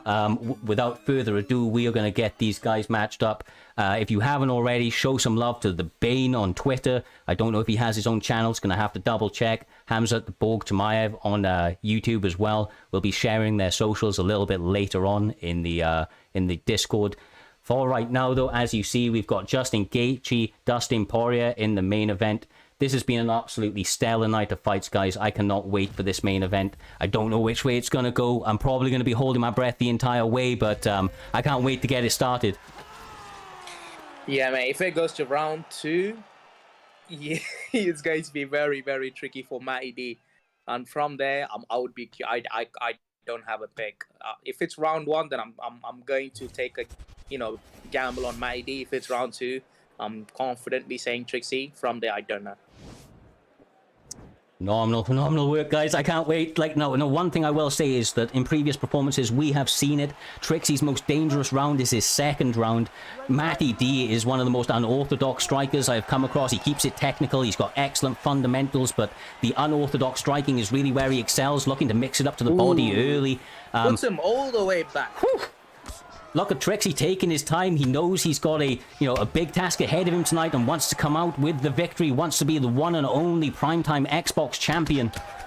Be a big feather in his camp. And obviously a great victory for him and his camp if he's able to do it. Much the same for TMF. MattyD, that guy, he knocked me out with one of those in the past. I was trying to go for a lunging hook and he knocked me out with a rolling thunder. He times them very well. Roll away.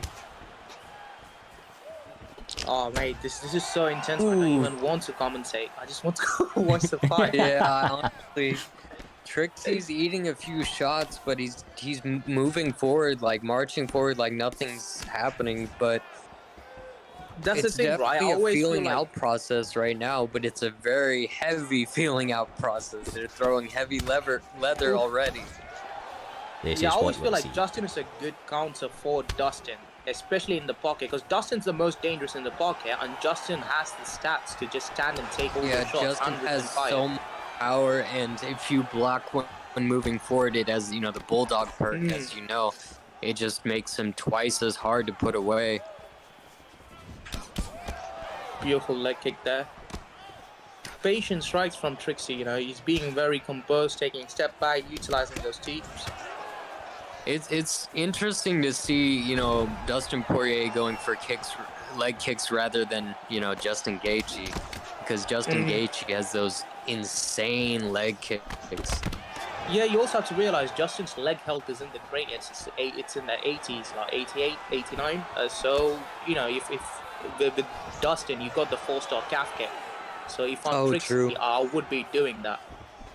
You see him just staying very, very composed. You'd love to see it, making, you know, championship level adjustments already in this first round. He knows it's a 5-round fight, knows he doesn't have to gas it, looking for those shots, and both guys chopping back and forth at each other very, very well at the moment. Gets the first blood. Yeah, caught him on his nose, already bopped him right there. Going to continue to work that probably. You know how educated Trickzy's jab is. Now, I believe, I'm not sure, but I think Justin has better recovery than Dustin, which just means, you know, MattyD is going to come in a lot fresher. I appreciate the switch stance from him. It kind of symbolizes that his leg health is starting to lack, so maybe Trickzzy would make note of that. Oof. Beautiful buckling leg kick. He's just giving him something to think about with those Gaethje kicks, but as you can see, Trickzy's more of the aggressor right now, and he is, like you said, landing some good shots. Nose is already bloody, possibly broken. We are here, guys. Main event, first round in. Jesus Christ. Sorry, lads. I just can't commentate. It's just this fight is too interesting for me to call it. I just want to watch the fight. It's hard for sure. Guys, I said it before. I'll say it again. If you're not follow the channel, these guys put on wars each and every week for us to watch, for us to call. It's a pleasure as always. Hope you guys are enjoying these fights. It's impossible not to. If you enjoy MMA, you enjoy UFC 4, this is as high as it gets. EK Trickzzy, MattyD, firing the shots for round 2. Oh my goodness, and he's coming forward. He's just throwing heavy shots now. This is his most dangerous round. I said it at the beginning. This is where he smells blood, he gets you rocked, and he just continues to chip away. See, people forget the reason he's most dangerous in second round. He changes the pace of the fight with the blink of an eye. He will stop cage cutting you. He will stop pressure fighting you. He will stop block breaking you. He will start doing every fucking thing in the game, even grappling if it means. So you need to be very patient. If I'm MattyD, I want this fight to go to the ground. And luckily for him, you know, Trickzzy initiates the takedown. So as long as he doesn't get submitted, MattyD should be fine. I mean, that might be like a bit of a, you know, a falsehood though, because ultimately we know that Trickzzy may be a predominant striker, but he has trained with the best of the best on the grappling scene of Xbox for a very long time. I don't think this is better for him, brother. I think this is just it's one of those Shevchenko things. You've got to be careful here. Yeah, yeah, I regret what I said. This isn't looking great for MattyD. Yeah, he's putting in a lot of work on the ground, just further damaging that nose. He's just applying heavy pressure. See, this is what you kind of lack in, you know, early fights, right? Because you don't realize people fighting for GA like this. Both these guys not bothering about anything else. They are working on that GA build-up that utilizes so much more on the ground. Yeah, definitely high-level gameplay from both opponents here. We've still got a minute 55 on the clock, and right now Trickzzy looking to take this second round from MattyD, where MattyD may have edged that first round. It was a very close one, but he may have edged that. Yeah, I don't know, because I felt like MattyD took you know, significant damage to his legs. Now I'm assuming that from the switch stance. I might be wrong, but he did land a lot more strikes from what I recall. It would have been a 10-9. This one could potentially be a 10-8. He's just pouring on the pressure, and MattyD barely survives. Trickzzy is putting on a clinic on the ground right now. Yeah. Oh, the denial is huge here. All that practice with Sunrise, I'm assuming, is coming in very handy on the grapple. Oh, this might be it. Oh, Jesus. Oh, my God. One or two punches away from a finish, honestly. I think it was just one that he needed. See, if I'm MattyD, what can I do? You know, I cannot stand with this man. Clearly, I can't even stay on the ground. Oh! What changes can I make, Cyrez? Trickzzy just a murderer when it comes to the octagon. That's why he's right now. He's just closing that small window that MattyD has of winning this. Just close. Yeah. 84 out of 117. Look, like I said, second round is always the most dangerous for Trickzzy, and it's about mitigating that damage and not giving him too much, but that was hard to do with such dominant grappling from the man, showing that he is a true champion. MattyD needs to do more of this, continue to pressure on the striking, get very, very short and sweet with it, stop those takedowns, but Trickzzy looking good. MattyD not dissuaded by it, obviously looking to get back into this fight as quickly as he can. Oh, what a pullback uppercut! Oh! This might be it! This might be it. Beautiful head movement from MattyD. If I'm MattyD, I got to post all those ground strikes to save my life. Now, even though there's only 4 minutes left, or still 4 minutes left on this clock, this is all about mitigation here, damage mitigation. You cannot give away anything to Trickzzy. He's going to take anything he can home with him. Good denial there from MattyD. Yeah, he needed that. Doing a good job feinting, working that GA, now able to recover half guard. Educated game, game adjustments from both gentlemen. Obviously all still to play for, but Trickzy's looking great come this midpoint of the third round of this five round main event. Yeah, mate. I mean, Trickzy's clearly looking for revenge for the Dino fight. You know, he said, you come for one of us, you come for all of us. So he's trying to make a statement here, being dominating on both stand-up and the ground game. Lots of short shots. Honestly, very, very adjusted game plans. I think he's doing a good job of mitigating the damage here. This has been a much better position for him. He hasn't got top mounted yet. This is not as good, though. That is actually hard. I found it recently harder to do, Cyrez. You know what that relies on? Is it GA or stamina for you to secure that? Well, or is it just timing? I think it's just timing there, brother. Obviously, after they strike, they get a boost of GA, so timing it on your opponent's strike is a good option. But yeah, I'm not too sure outside of that. I wouldn't say that I'm the most well-vetted on the ground game of UFC 4, although it is quite similar to UFC 3.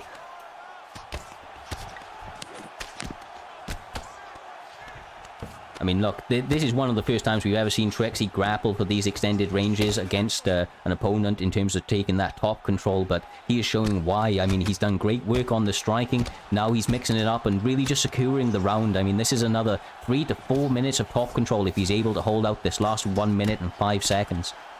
Yeah, it's just a GA build-up that is scary for MattyD, because he's trying to reverse it, and as I say that, he gets a beautiful work there. Not a lot of time. Here a top mount. Don't want to be hit. Dustin does have rubber guard. Gets denied. This is huge. Elbow. This is huge. Those, they are doing more damage. Oh, and the denial again. That's dangerous, brother. The elbows. He can go for a submission. I don't think that's actually needed here because there's only 18 seconds left. Regardless, this is a clinic Trickzzy is putting on both on the ground and the feet. He's just hurt. The respect both the gentlemen and each other. He might just hand him his first loss, but I don't want to count MattyD out. Like, the Justin's power, all it takes is one pullback, one slip straight. But you see that 91 out of 116 total. Right, it's just the man just gets better and better. Look, I'm telling you right now, though, guys, that MattyD, he is a dangerous man, and don't count him out quite yet. Look, Trickzy's looking phenomenal right now, but Dino was definitely ahead in that MattyD fight until he got slept. So, I mean, obviously, MattyD is incredibly dangerous. We don't see his stamina, but still moving fairly good, although Dustin Poirier is looking as clean as the first round, basically.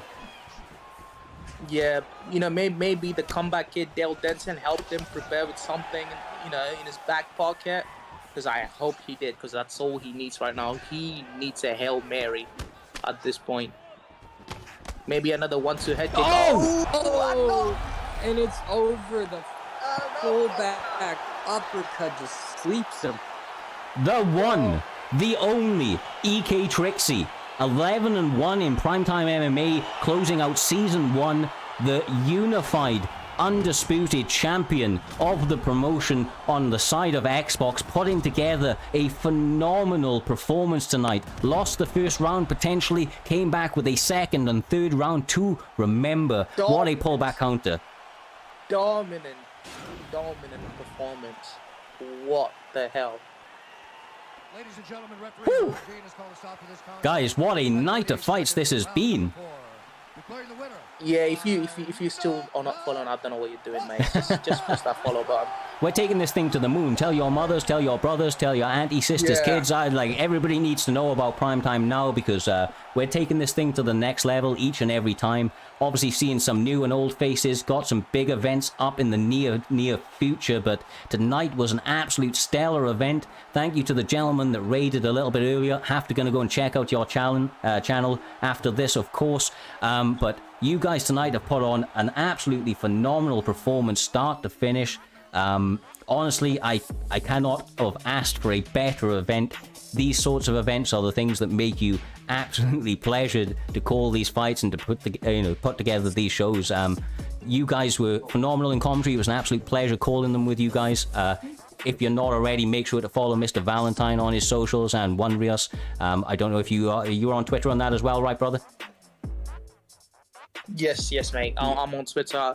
I'm not sure about OneRios, but you can follow OneRios on his own league, which do really good fights. Yes, sir. Yes, sir. More details. Join the community. We'll be posting them up within the league. For now, though, guys, we're going to be hitting a raid in a second to somebody else in the community to stay by for that. Obviously, show some love from Primetime as we get in there. For right now, though, the next little thing that we need to let you know, of course, is that we're going to be back tomorrow at 2:30 Eastern Time. We have another phenomenal event ahead of us, a 32-man Grand Prix, opening up the very first season of PlayStation. This is going to be a fun-ass night of fights. Oh, look at that card! Oh my god! I'll definitely be there to see that. That's a definite You can count yes on my part.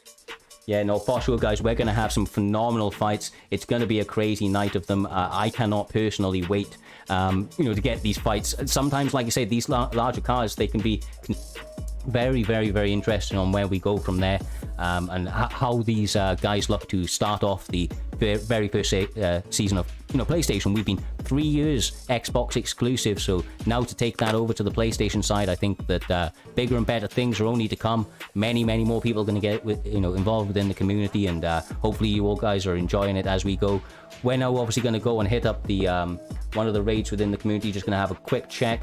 I don't know if you guys have anything else to say before we duck out, but it's been a pleasure from me. Peace out. Much love.